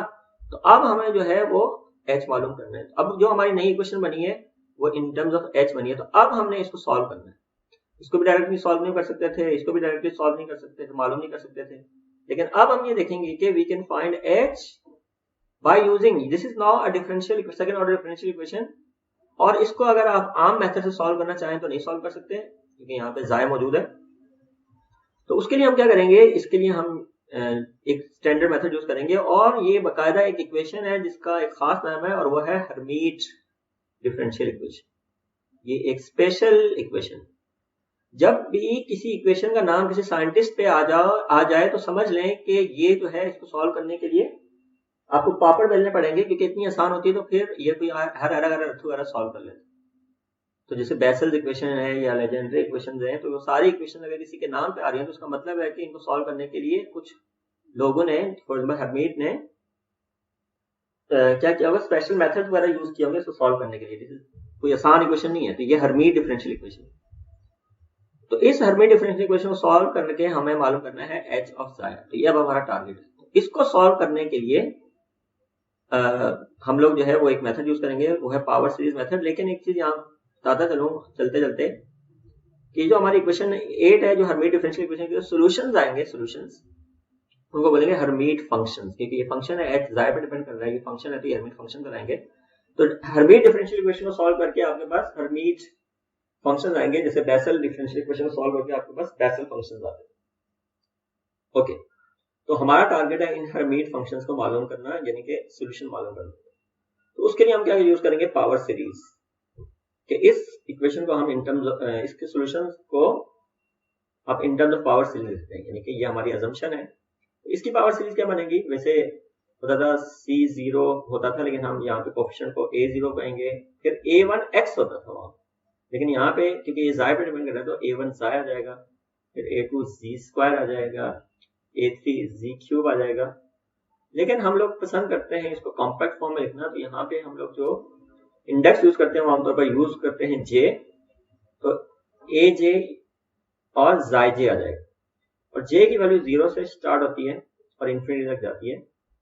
तो अगर J की जगह 0 रखेंगे तो A0 आ जाएगा, जाय 0 आ जाएगा, जाय 0 1 होता है तो A0 ये पहली टर्म आ जाएगी, फिर A1 जाय 1 ये दूसरी टर्म आ जाएगी, A2 जाय 2 तीसरी टर्म आ जाएगी, एंड सो ऑन। तो मैंने आपसे पहले ही कहा था कि अगर आप लोगों ने series solutions of differential equation नहीं पढ़े हुए तो फिर आप लोगों को मसला होगा। तो ये मेरी अजम्पशन है कि आप लोगों को सीरीज सॉल्यूशन आता है। ओके, तो ये हमारी मेन इक्वेशन को हमें सॉल्व करना है और ये हमारा जो है सोल्यूशन है, ये हमारी अजम्पशन है कि ये सोल्यूशन है। अगेन फिर हम लोग सोल्यूशन को अज्यूम कर रहे हैं। तो अगर ये सोल्यूशन है तो इसमें मालूम क्या करना है, उसमें ये सारे कोएफिशिएंट मालूम करना है, a0 a1 a2 a3 मालूम करना है, यानी कि aj मालूम करना है। तो अब हमारी नई चीज आ गई कि अगर आपने h ज़ाय मालूम करना है तो h ज़ाय उस वक्त मालूम होगा जब आप लोगों को ये कोएफिशिएंट्स मालूम होंगे, aj मालूम होंगे। तो अब इक्वेशन को इस तरह से लिखना है कि हम aj मालूम कर लें, यानी कि ये कोएफिशिएंट्स मालूम कर लें। अब हमारे पास नई चीज आ गई कि अब हमने aj मालूम करना है। उसके लिए हम क्या कर रहे हैं अगेन कि ये जो h ज़ाय है ये ओरिजिनल डिफरेंशियल इक्वेशन को सेटिस्फाई कर रहा है। तो अगर ये ओरिजिनल डिफरेंशियल इक्वेशन को सेटिस्फाई कर रहा है तो इसको यहाँ पुट करना पड़ेगा। उसको यहाँ पुट करने के लिए we have to take two derivatives, हमें इसके दो डेरिवेटिव्स लेने पड़ेंगे। तो जब हम इसके दो डेरिवेटिव्स लेंगे तो पहला डेरिवेटिव लेते हैं हम लोग। तो फर्स्ट डेरिवेटिव जब लेंगे तो ये आ जाएगा dh d ज़ाय, a not constant, इसका डेरिवेटिव 0 आ जाएगा। a1 ज़ाय, a1 कांस्टेंट है, डेरिवेटिव से आ जाएगा, ज़ाय का डेरिवेटिव 1 आ जाएगा। ज़ाय स्क्वायर का डेरिवेटिव 2 ज़ाय आ जाएगा, a2 कांस्टेंट है, बाहर आ जाएगा, 2 ये रहा ज़ाय, प्लस 3a3 ज़ाय क्यूब आ जाएगा और ये चलता जाएगा। और अगर आप इसका कॉम्पैक्ट फॉर्म में डेरिवेटिव लेना चाहें तो ये आ जाएगा aj, कांस्टेंट है, बाहर आ जाएगा, और ej का जब डेरिवेटिव लेंगे तो क्या आ जाएगा j और ज़ाय j आ जाएगा। ओके, और इसमें वैसे प्रिंसिपली j को स्टार्ट होना चाहिए 1 से, क्योंकि यहाँ 1 आ रहा है। लेकिन अगर मैं इसको 0 से भी स्टार्ट करा लूँ यहाँ पे तो मसला नहीं होगा। उसकी वजह क्या है कि अगर यहाँ पे j पुट करते हैं तो j की जगह 0 पुट करेंगे, j की जगह 0 पुट करेंगे तो 0 से मल्टीप्लाई करेंगे तो 0 हो जाएगा। फिर j की जगह जब 1 पुट करेंगे तो यहाँ a1 आ जाएगा, यहाँ 1 आ जाएगा, और यहाँ पर भी क्या आ जाएगा 1 आ जाएगा। तो ये ऑटोमेटिकली यहीं से स्टार्ट होगा। तो j इक्वल टू 0 से भी स्टार्ट कर लें तो इसमें कोई मसला नहीं होगा। ओके, तो ये फर्स्ट डेरिवेटिव आ गया। अब इसका मैं सेकंड डेरिवेटिव लेता हूँ। सेकंड डेरिवेटिव लेंगे तो a1 भी 0 हो जाएगा क्योंकि कांस्टेंट है। इसका डेरिवेटिव क्या आ जाएगा 2a2 आ जाएगा क्योंकि ज़ाय का डेरिवेटिव 1 होता है। इसका डेरिवेटिव प्लस 6 आ जाएगा, a3 ज़ाय स्क्वायर आ जाएगा, और इसके अलावा जो है चलते जाएं। और अगर इसको देखें तो यहाँ पे इसका जब डेरिवेटिव लेंगे तो aj कांस्टेंट है, बाहर आ जाएगा, j कांस्टेंट है, बाहर आ जाएगा, और सॉरी यहाँ पे j-1 था क्योंकि जब j नीचे आया तो ऊपर से पावर कम हो गई थी। तो aj और j दोनों कांस्टेंट डेरिवेटिव से बाहर आ जाएंगे और j-1 नीचे आ जाएगा, और यहाँ पे आ जाएगा ज़ाय टू बार j-2 ये आ जाएगा।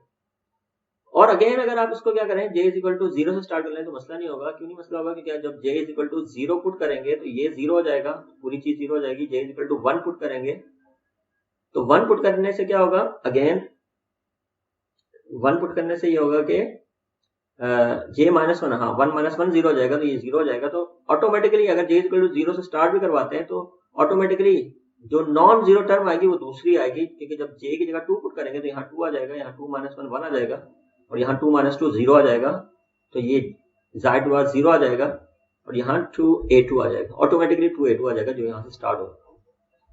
लेकिन यहाँ पर हमारे पास एक मसला है कि वो ये है कि जब हम ओरिजिनल डिफरेंशियल इक्वेशन करेंगे तो हम वहां ये चाहते हैं कि ये जो सारी पावर्स हैं वो एक जैसी हों, क्योंकि हमने इसको कॉमन निकाल के इसको ज़ाय को गायब करना होता है। तो अगर नोट करें यहाँ ज़ाय टू पावर j आ रही होगी, जब हम इसको पुट करेंगे, अगर आपको सीरीज सोल्यूशन आता है तो तभी ये बात आपको समझ में आ रही होगी।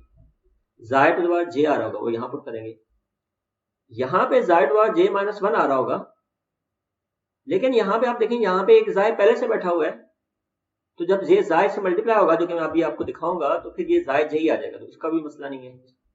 लेकिन यहाँ पे जब ये पुट करेंगे सेकंड डेरिवेटिव तो यहाँ ज़ाय टू पावर j-2 आ रहा है, यहाँ इन दोनों जगहों पे पुट करने के बाद ज़ाय j आ रहा होगा, लेकिन ये j-2 है, तो इसके लिए हम क्या करते हैं, शिफ्टिंग ऑफ इंडेक्स करते हैं। शिफ्टिंग ऑफ इंडेक्स में हम लोग ये अज्यूम करते हैं कि यहाँ जो j-2 है ये j प्राइम के इक्वल हम j करना चाहते हैं, फिर j की जगह क्या आ जाएगा, j प्राइम प्लस 2 आ जाएगा, और फिर आखिर में j प्राइम को आप दोबारा से j से रिप्लेस करेंगे तो होगा क्या, ये आपके पास जो हो जाएगा वो आ जाएगा second derivative of h with respect to xi, और ये तो वैसे ही रहेगा, इसको तो नहीं छेड़ना, ये मैंने वैसे एक्स्ट्रा ही लिखा है आप लोगों से समझाने के लिए। तो अगेन अगर मैं यहाँ पर ज़ाय के पावर लिखता हूँ j-2 की जगह j प्राइम आ जाएगा, और फिर मैं इसको j से रिप्लेस कर दूंगा, तो ये ज़ाय j-2 उसको की जगह j प्राइम लिखूंगा, बाद में j से रिप्लेस कर दूंगा। यहाँ j-1 आ रहा है, तो j-1 मैं जे की जगह क्या पुट करूंगा, इस जे की जगह पुट करूंगा जे प्राइम प्लस 2, -1 आ रहा है, ये क्या रहेगा जे प्राइम प्लस 1 आ जाएगा, और फिर मैं जे प्राइम को जे से रिप्लेस कर दूंगा तो ये जे प्लस 1 आ जाएगा। और यहाँ पे जे आ रहा है तो जे की जगह क्या मैं लिखूंगा जे प्राइम प्लस 2, और फिर उस जे प्राइम को जे से रिप्लेस कर दूंगा। और यहाँ पे ए जे आ रहा है और जे की जगह क्या आ जाएगा जे प्राइम प्लस 2, तो मैं उसको भी प्राइम से खाली उसमें कन्वर्ट कर दूंगा। और अगेन ये जे इज इक्वल टू 0 से इंफिनिटी होगा। और अगर आप चेक करना चाहें चेक कर लें, इसका और इसका आंसर एक ही आएगा। फॉर एग्जाम्पल अगर मैं j is equal to 0 put करूं तो 0 पुट करने पे क्या आएगा, यहाँ पे आ जाएगा जे की जगह 0, यहाँ पे जे की जगह 0, यहाँ पे एक बार 0, तो होगा क्या, तो जे की जगह 0 पुट करने पर जे प्लस 2 है ना, तो खाली 2 आ जाएगा। जे की जगह 0 पुट करने पर 0 प्लस 2 क्या आ जाएगा 2 आ जाएगा। 0 प्लस 1 पुट करने पर 1 आ जाएगा, एक बार 0 पुट करने पर एक बार 0 आ जाएगा, तो ये क्या आ जाएगा 2a2 आ जाएगा। तो जब यहाँ हम 0 से स्टार्ट कर रहे थे तो जब 0 पुट किया था तो ये ऑलरेडी 0 हो गया था, जे की जगह 0 रखा था, और जब जे की जगह 1 रखा था 1 - 1 0 हो गया था। तो ये सीरीज स्टार्ट ही कहां से हो रही थी, जे इज इक्वल टू 2 से स्टार्ट हो रही थी। और उसकी पहली टर्म क्या बन रही थी 2a2 बन रही थी। तो जब हमने शिफ्टिंग की तो ये कहां से स्टार्ट हो रही है, जब भी जे इज इक्वल टू 0 स्टार्ट हो रही है, लेकिन पहली जो जे इज इक्वल टू 0 पर टर्म आ रही है वो नॉन जीरो टर्म आ रही है। तो ये यानी कि हमने जब शिफ्टिंग की इंडेक्स की तो आंसर के सेट पे कोई असर नहीं पड़ा, यहाँ पे पहली दो टर्म ऑटोमेटिकली 0 थी। लेकिन ये शिफ्टिंग करने की वजह क्या है कि हम चाह रहे हैं कि ज़ायद के बाद जे आ जाए, क्योंकि हमने इसको कॉमन निकालना हो। तो ये एक कॉमन प्रैक्टिस है, अगर आप लोगों ने series solution of differential equations की है तो ये आप लोगों के लिए कॉमन बात है। तो हुआ क्या कि हम लोगों ने फर्स्ट डेरिवेटिव मालूम किया, सेकंड डेरिवेटिव भी मालूम किया, तो अब उसको ओरिजिनल इक्वेशन नंबर 8 में पुट करेंगे। तो पुट इन इक्वेशन 8। जब इसको इक्वेशन नंबर 8 में पुट करेंगे तो इक्वेशन नंबर 8 में क्या था, second derivative of h with respect to z। तो उस second derivative of h with respect to z की जगह क्या आ जाएगा, ये कुछ आ जाएगा। अगर आप देखें यहाँ पे तो ये क्या था, second derivative of h with respect to z। तो मैं इसको इसके साथ लिखता हूँ ताकि मुझे यहाँ पे नजर भी आए। तो मैं यहाँ थोड़ा नीचे लिखता हूँ, second derivative of h with respect to z की जगह क्या आ जाएगा j0 aj plus 2 j plus 1 into j plus 2 और it bar sorry z bar j, ये हमारा था। ये j plus 2 into j plus 1 था, मैंने j प्लस 1 पहले किया, j प्लस 2 बाद में किया, प्रोडक्ट से फर्क नहीं पड़ता, ये इसकी जगह आ गया। फिर उसके बाद क्या आ रहा है, उसके बाद आ रहा है -2 ज़ाय, उसके बाद dh d ज़ाय आ रहा है। -2 ज़ाय वैसे लिख देते हैं, ये -2 ज़ाय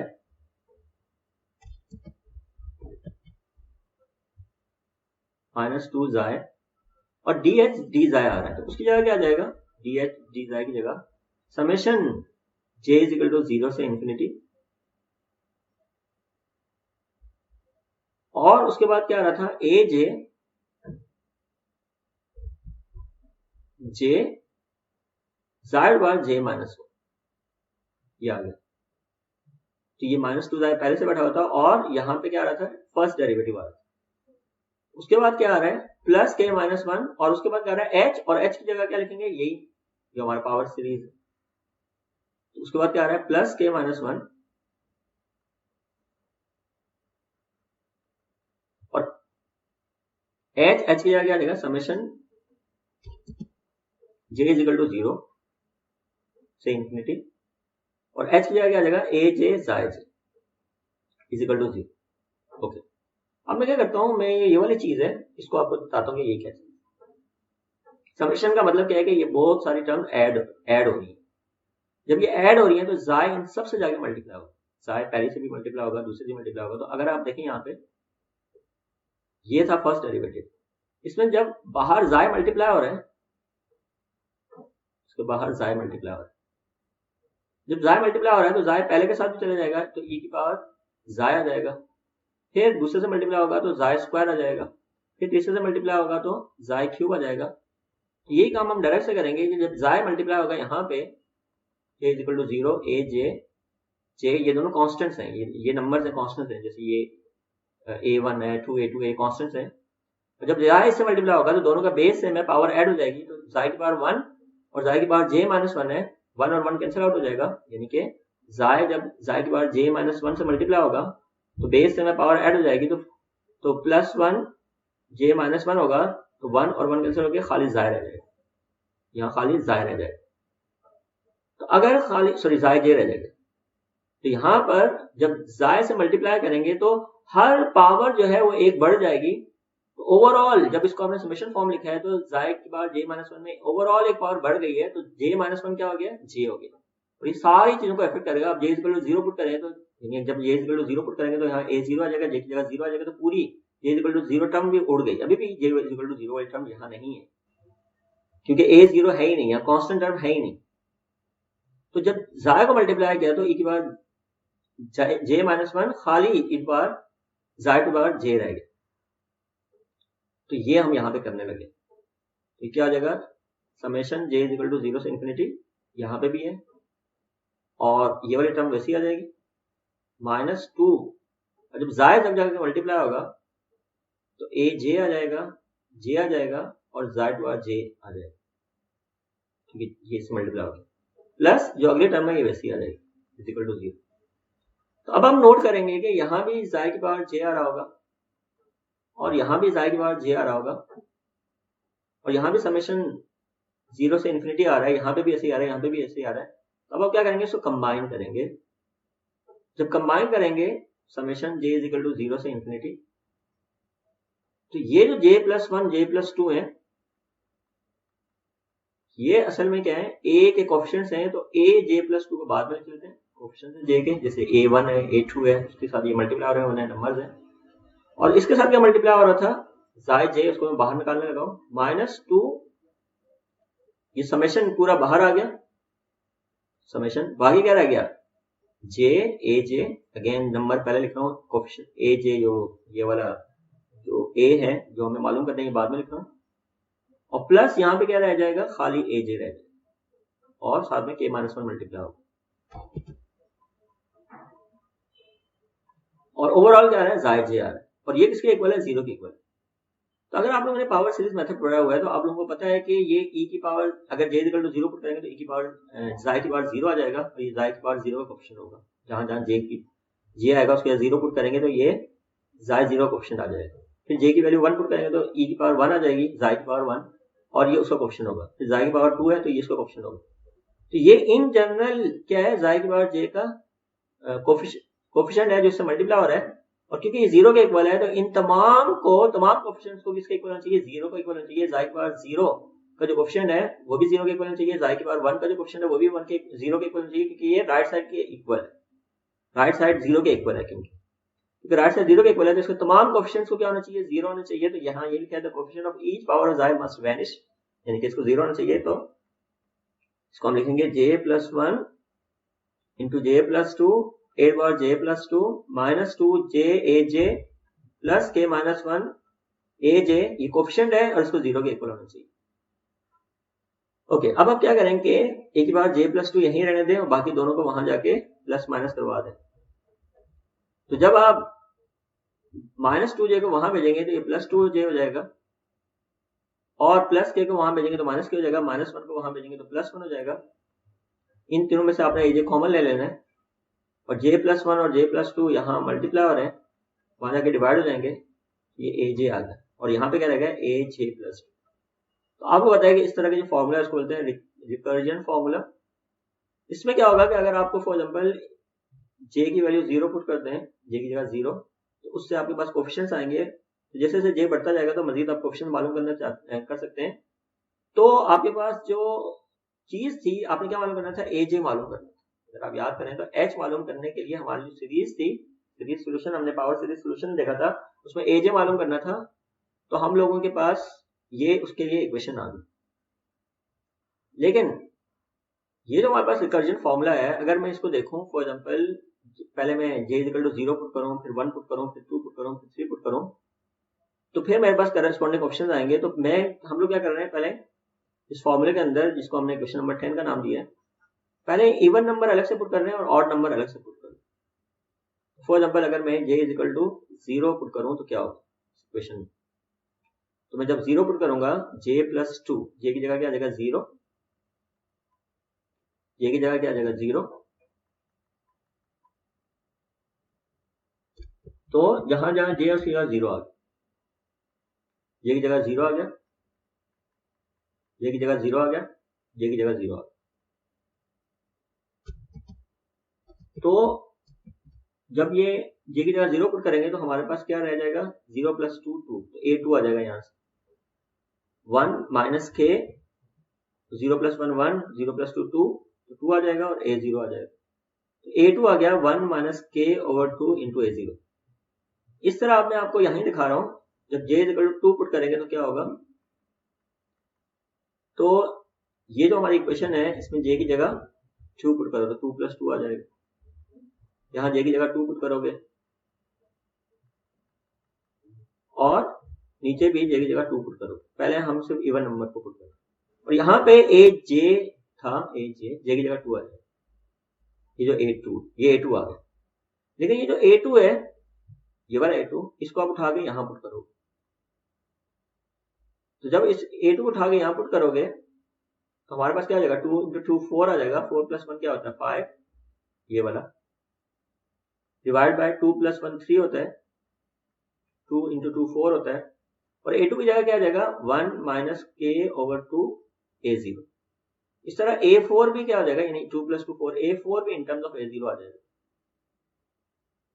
तो ये हमारे पास A4 आ गया। इस तरह अगर आप J की जगह 2 के बजाय 4 पुट करें, 4 प्लस 2 6 आएगा, और यहाँ पे A4 आएगा, फिर इस A4 को उठा के वहां पुट करेंगे तो A6 आ जाएगा। ओके, तो इसको थोड़ा सिंप्लीफाई भी किया हुआ है, उसका रिजल्ट ये आ रहा है, देखें 3 4 3 12 2 24, 24 आ रहा है, इसको आप देख लीजिएगा, 5 माइनस के और 1 माइनस के मल्टीप्लाई। सिमिलरली अब इस इक्वेशन में J की जगह 1 पुट करेंगे, 3 पुट करेंगे, 5 पुट करेंगे, तो पहले 1 पुट करते हैं, ये मैं आपको डायरेक्ट बता रहा हूँ, J की जगह 1 पुट होगा, J की जगह 1 पुट होगा, J की जगह 1 पुट होगा, यहाँ 1 आया, यहाँ 1 आया, यहाँ 1 आया, यहाँ 1 आया, तो 2 इंटू 1 2 प्लस 1 3 आ जाएगा, 1 प्लस 1 2, 2 प्लस 1 3, 3 2 6 आ गया। जब J इक्वल 3 पुट करेंगे तो 3 प्लस 2 5 आ जाएगा, यहाँ पे J की जगह 3 आ जाएगा, J की जगह 3 आ जाएगा, और J की जगह 3 आ जाएगा, और J की जगह 3 आ जाएगा, और इस A3 को उठा के आप यहाँ पुट करेंगे, तो जब इस A3 को यहाँ पुट करेंगे, इस A3 की जगह आ गया 3 minus k over 6 into A1, 3 minus k over 6 A1, फिर ये 3 प्लस 1 4 इंटू 5 20 आ गया, सिंप्लीफाई करेंगे तो ये आ जाएगा। तो इस तरह से ये सारे जो कोफिशिएंट्स हैं, फॉर एग्जांपल A3 और A5, A3 से क्या मिलेगा A5, A5 से क्या मिलेगा A7, A7 से क्या मिलेगा A9, ये सारे आ रहे हैं इन टर्म्स ऑफ A1। तो यहाँ पे हमने क्या देखा कि A2 से हमें क्या मिला A4, 2 आएगा तो 4 आएगा, A4 से हमें क्या मिला A6, A6 से हमें क्या मिला A8 एंड सो ऑन, और ये सारे आ रहे होंगे इन टर्म्स ऑफ A0। और A0 और A1 क्या है, आर्बिट्रेरी कांस्टेंट्स हैं, और आपको पता है कि जब second order differential equation solve करते हैं तो वहां पे दो आर्बिट्रेरी कांस्टेंट्स आते हैं, तो वो A0 और A1 वो दो आर्बिट्रेरी कांस्टेंट्स हैं जो सेकंड ऑर्डर डिफरेंशियल इक्वेशन में आते हैं। तो सारे के सारे कांस्टेंट्स को इन टर्म्स ऑफ ये लिख सकते हैं। तो इसमें आप देख सकते हैं कि ये कोई कोएफिशिएंट जो है, इनकी शक्लें ये कोई आसान अच्छी नहीं है, लेकिन बहरहाल जो हमारा सोल्यूशन था, अगर आप याद करें तो सोल्यूशन क्या था, हमें क्या मालूम करना था, एच ज़ाय मालूम करना था, और उस एच ज़ाय मालूम करने के लिए हमें क्या चाहिए थे, ए जेस चाहिए थे। ए जेस का मतलब क्या था कि हमें क्या मालूम करना था, A0 मालूम करना था, A1 मालूम करना था, A2 मालूम करना था, A3 मालूम करना था, A4 मालूम करना था, A5 मालूम करना था, और चलते जाना था चलते जाना था। तो हम लोगों ने एक तरह से मालूम कर लिया, A2 मालूम कर लिया है, A3 मालूम कर लिया है, A4 मालूम कर लिया है, A5 मालूम कर लिया है। A0 और A1 नहीं मालूम हो सकते, क्योंकि वो डिफरेंशियल इक्वेशन में ये प्रॉपर्टी होती है कि उसमें दो आर्बिट्रेरी कांस्टेंट्स आते हैं, तो सारे जो बाकी के कांस्टेंट्स हैं वो मालूम हो गए इन terms of A0 and A1। तो ये जो हमारा सॉल्यूशन था जिसके लिए हमें सारे क्वेश्चंस मालूम करने थे, वो हम लोगों ने मालूम कर लिए। तो जो हमारा H psi था वो क्या था, A0 plus A1 psi plus A2 psi squared, यानी कि ये पावर सीरीज थी, A3 psi cube, A4 psi 4 and so on. तो इसमें से आप क्या करें, इवन को अलग करें, यानी A0 plus A2 psi square plus A4 psi cube 4, तो इनको एक साथ रखें इवन वालों, प्लस सारे ऑड वालों को एक साथ रखें, A1 psi plus A3 psi plus A5 psi, इन सबको एक साथ रखें और इनको नाम दें H इवन का, प्लस इनको नाम दें, इन सबको नाम दें H ऑड, यानी H इवन क्या है, H इवन है A0 plus A2 psi square plus A4 psi 4 and so on, और H ऑड क्या है, A1 psi plus A3 psi cube plus A5 psi 5 and so on. तो जो हमारा ओवरऑल जो सोल्यूशन है एच जाए वो है sum of even h and odd h. और एक अजीब बात नहीं है।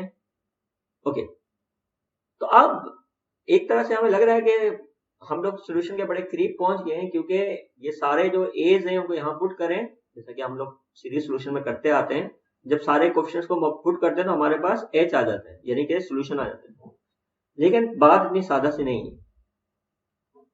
मसला क्या है कि जो हम लोग जब ये सारा पुट करेंगे तो ऑल सॉल्यूशंस आर नॉट नॉर्मलाइजेबल। मसला ये है कि, और यही मेन मसला है कि जो हमारा वेव फंक्शन है जिसको हम एक्चुअली मालूम करना चाहते हैं, तो वो क्या होना चाहिए, नॉर्मलाइज होना चाहिए। तो ये जो सारे हम लोग देखेंगे कि जब हम सोल्यूशन मालूम करने होंगे तो ये मसला नॉर्मलाइज्ड सॉल्यूशन का आएगा। और कैसे आएगा, इसको देखने के लिए हम लोग ये सिचुएशन कंसीडर करते हैं। तो अब जो बातें हैं जो थोड़ी और ट्रिकी होती जाएंगी, तो आप लोगों ने जो है मजीद ध्यान देना है। काफी लंबा लेक्चर हो गया ये ऑलरेडी, और उसमें यह है कि अब जो चीजें आ रही हैं उसके लिए थोड़ा सा और ध्यान देना पड़ेगा, क्योंकि इसमें थोड़ी और अजीबोगरीब किस्म की अजम्पशंस करनी पड़ेंगी इस इक्वेशन को सॉल्व करने के लिए।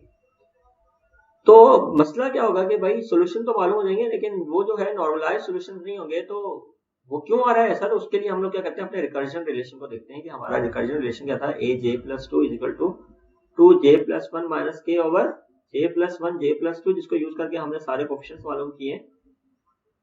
तो अगर मैं लार्ज j की बात करूं, अगर मैं यहाँ पे लार्ज j की बात करूं तो क्या होगा, यानी कि अगर लार्ज j जो है बहुत बड़ा हो जाए,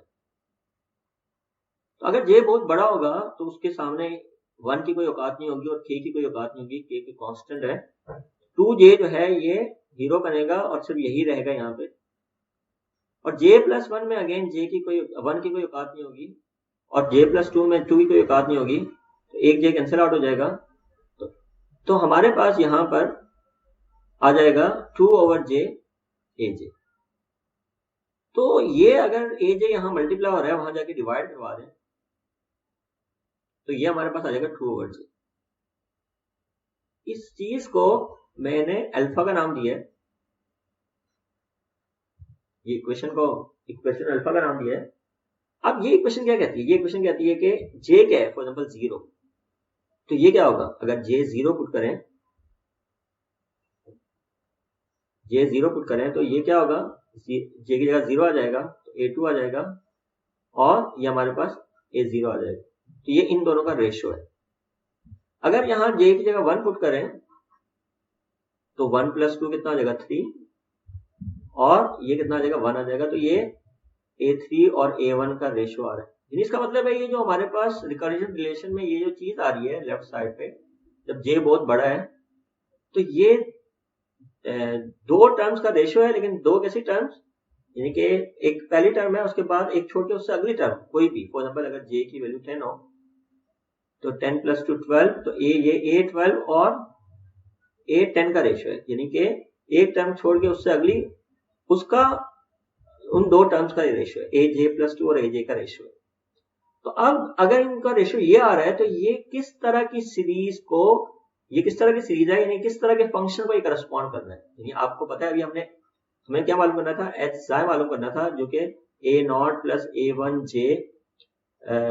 जाय प्लस a2 जाय स्क्वायर प्लस a3 जाय क्यूब वगैरह वगैरह वगैरह। तो अगर इस तरह की सीरीज है जिसमें a2 को a0 से डिवाइड करें, या a3 को a1 से डिवाइड करें, या a5 को a4 से डिवाइड करें, इस तरह का ये रिलेशन आ रहा है, तो उससे ये जो सीरीज बन रही है ये क्या है, ये हमने नहीं देखा अभी। तो हम ये देखना चाहते हैं कि अगर किसी सीरीज में रेशियोज इस तरह से आ रहे हैं तो वो जो सीरीज है वो किस तरह की सीरीज है, ये हम देखना चाह रहे हैं। एक्चुअली मैं ये देखना चाह रहा हूँ कि हमारे कोएफिशिएंट्स का रेशियो अगर इस तरह से आ रहा है तो किस तरह की सीरीज में ये वाली प्रॉपर्टी पाई जा रही है। इसको देखने के लिए हम एक अलग से चीज देखते हैं। हमें पता है कि ये हमें नहीं पता कि एच जाय की एक्चुअल सीरीज क्या है, लेकिन हमें इनके कोएफिशिएंट्स का रेशियो पता है, और ये रेशियो किस सीरीज को या किस फंक्शन को करस्पॉन्ड कर रहा है वो हम देखने के लिए हम अलग से एक चीज कंसीडर करते हैं कि हमें पता है, यानी कि हम लोग क्या करना चाह रहे हैं, now to see what kind of function grows this way. किस तरह का फंक्शन इस तरह से ग्रो करता है, किस तरह से ग्रो करता है कि ये जो टर्म्स का रेशियो है वो इस तरह के इक्वल किस तरह के फंक्शन का होता है, किस तरह का फंक्शन इस तरह से ग्रो करता है कि उसकी इस इन टर्म्स का रेशो लिया जाए तो वो ये आएगा।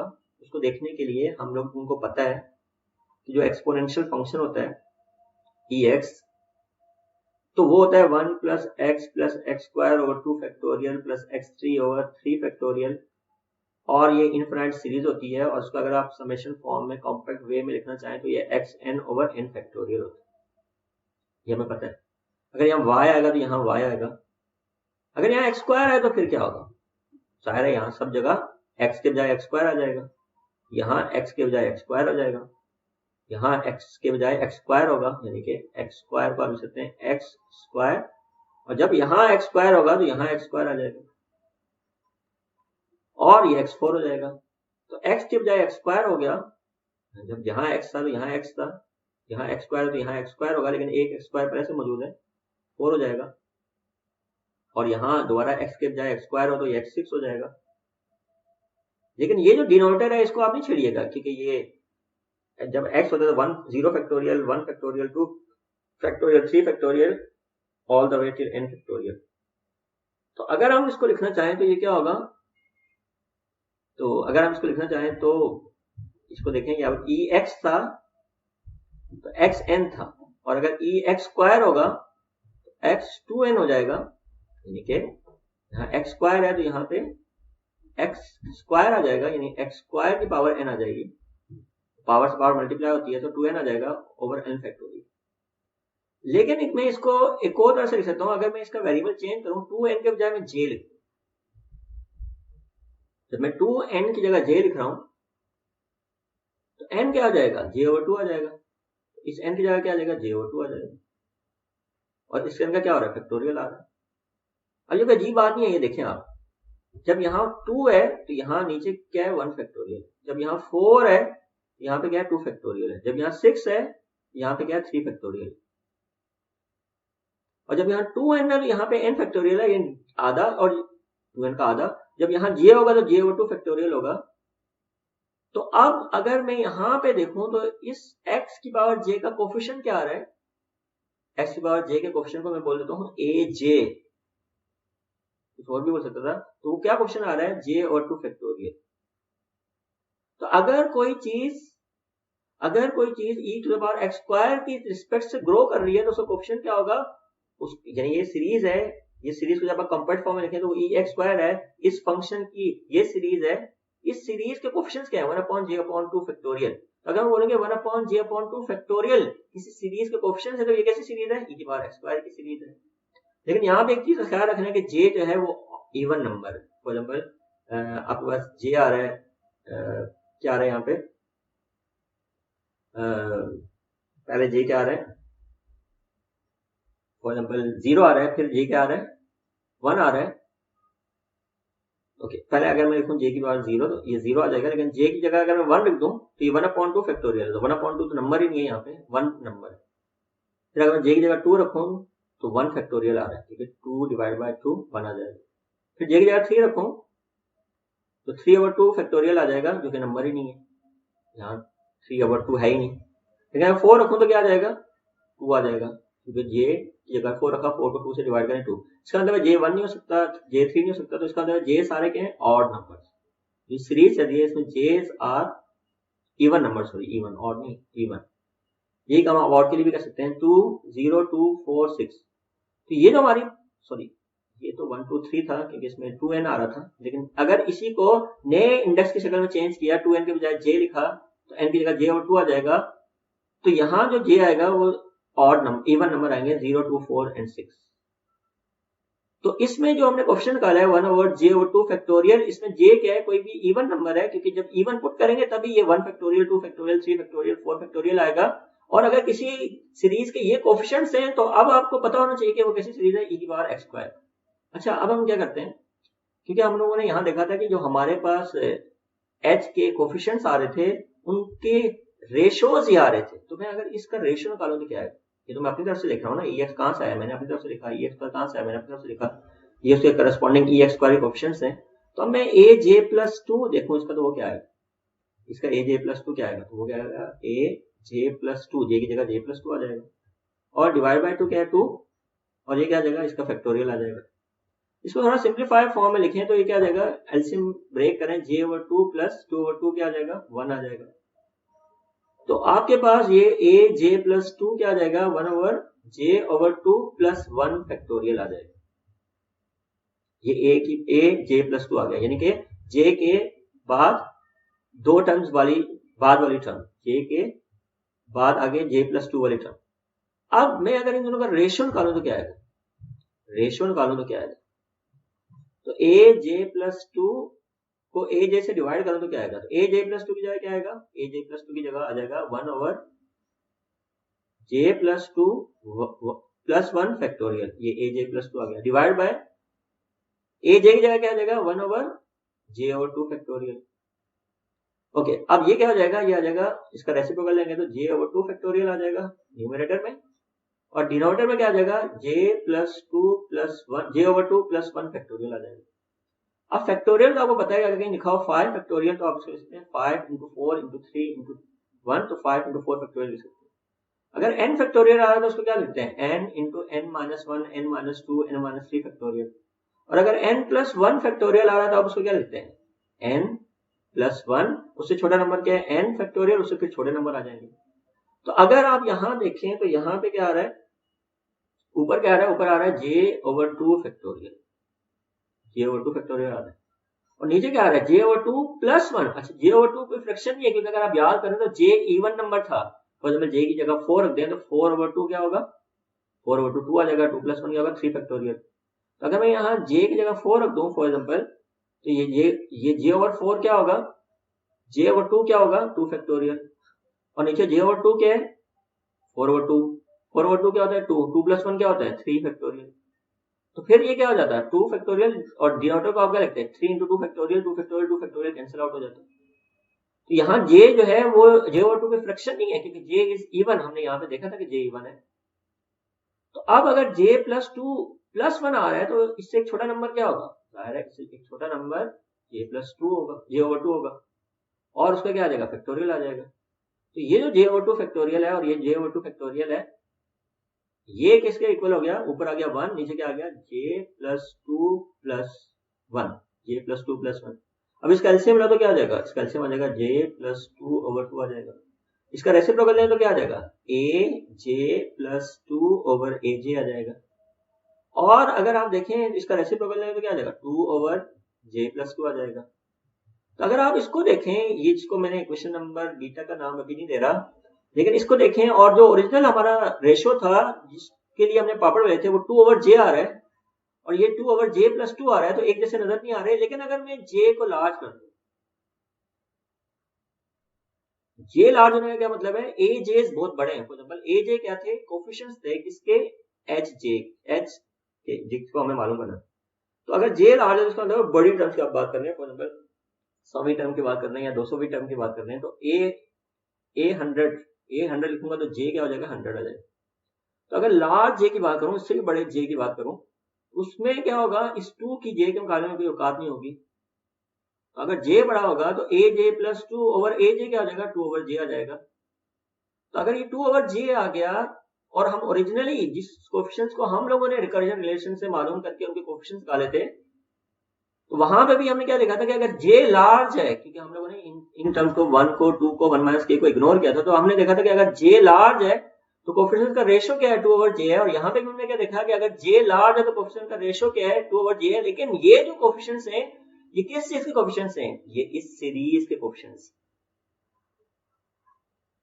तो अगर इस सीरीज के कोफिशिएंट्स का रेशियो 2/j आ रहा है, और जो हम लोगों ने सीरीज मालूम करनी थी उसके कोफिशिएंट का रेशियो भी 2/j आ रहा है, तो इसका मतलब ये है कि जो हम h ऑफ psi मालूम करना चाह रहे हैं, जिसके कोफिशिएंट्स को हमने मालूम किया, उसके कोफिशिएंट्स का रेशियो 2/j आ रहा है। तो इसका मतलब है ये जो h psi है ये e⁻x² होगा, यानी कि ये जो हम लोगों ने फंक्शन मालूम करना है जिसकी सीरीज ये थी, हम लोगों ने इसको इन टर्म्स ऑफ सीरीज लिखा था, हम लोगों ने इसके कोफिशिएंट्स मालूम किए थे, उसके कोफिशिएंट्स का रेशियो 2/j आ रहा था बड़े j के लिए।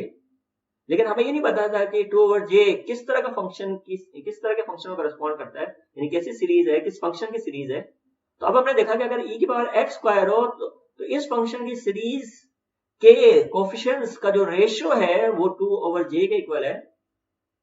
तो इसका मतलब ये हुआ कि जो हमारा एच साई है जिसके कोफिशिएंट जो ये था, तो ये जो एच साई है इससे हमने देखा कि ये बड़े जब जे की वैल्यू हो जाएगी, जब बड़ा जे हो जाएगा तो वो ई टू बार साई स्क्वायर के इक्वल बनेगी। ये जो रेशियो है ये क्या था, एक बार एक्स स्क्वायर का रेशियो था, और हमारा यहाँ जो एच था वो इन टर्म्स ऑफ जाय था, और वो भी एक सीरीज को करस्पॉन्ड कर रहा था। और इस सीरीज में ये जो कोफिशिएंट्स का रेशियो है ये 2/j आ रहा है, तो इसका मतलब है कि ये जो सीरीज होगी ये ई की बार एक्स स्क्वायर वाली जैसे सीरीज होगी, लेकिन एक्स के बजाय यहाँ पे जाय आ रहा है तो ई बार जाय स्क्वायर होगा। तो इसका मतलब ये हुआ कि जब हमारे पास क्या होगा, लार्ज जे होगा, जो कोफिशिएंट्स हैं इक्वेशन नंबर 9 के, इक्वेशन नंबर 9 कौन सी थी आपको दोबारा से दिखा दूं, कोफिशिएंट्स हैं जो इक्वेशन नंबर 9 के, कहां गया हमारा रिकर्जन रिलेशन,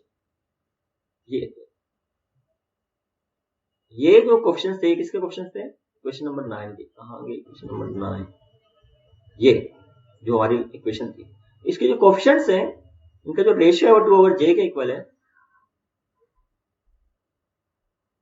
तो जो सीरीज होगी ये वाली, वो किस तरह की सीरीज होगी, इस फंक्शन की सीरीज होगी e की पावर जाय स्क्वायर की। ये हमने अपनी नॉन नॉलेज से देखा है, e की पावर जाय स्क्वायर। तो एच जाय इसका मतलब है बड़े जे के लिए, बड़ी जब जे की वैल्यूज होंगी यानी बड़ी बड़ी टर्म्स को भी आप कंसीडर कर रहे हैं तो ई जाय स्क्वायर के इक्वल है।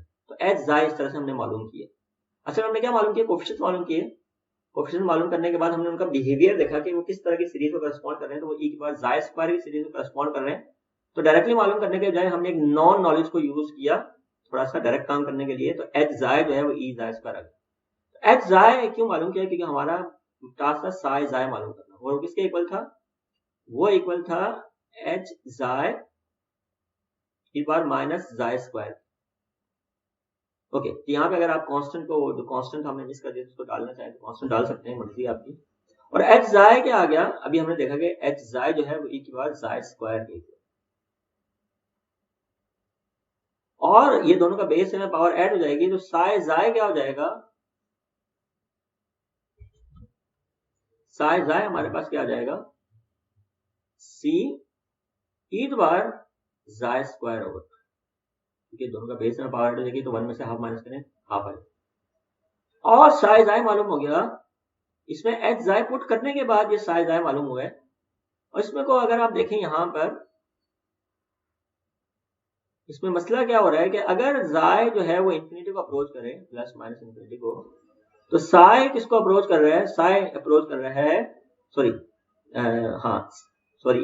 जाय अगर प्लस माइनस इंफिनिटी को अप्रोच कर रहा है तो साई किसको अप्रोच कर रहा है, वो भी, क्योंकि ई की power plus xi square over 2 है, अभी भी वो इंफिनिटी को अप्रोच कर रहा है, तो वो मसला हल नहीं हो रहा। हमारा जो वेव फंक्शन है उसमें क्या प्रॉपर्टी होनी चाहिए कि जब जाय जो कि एक्स का भाई है यहाँ पे, जब ये प्लस माइनस इंफिनिटी को अप्रोच करे तो साई किसको अप्रोच करना चाहिए, जीरो को अप्रोच करना चाहिए, लेकिन ये अभी भी इंफिनिटी को अप्रोच कर रहा है।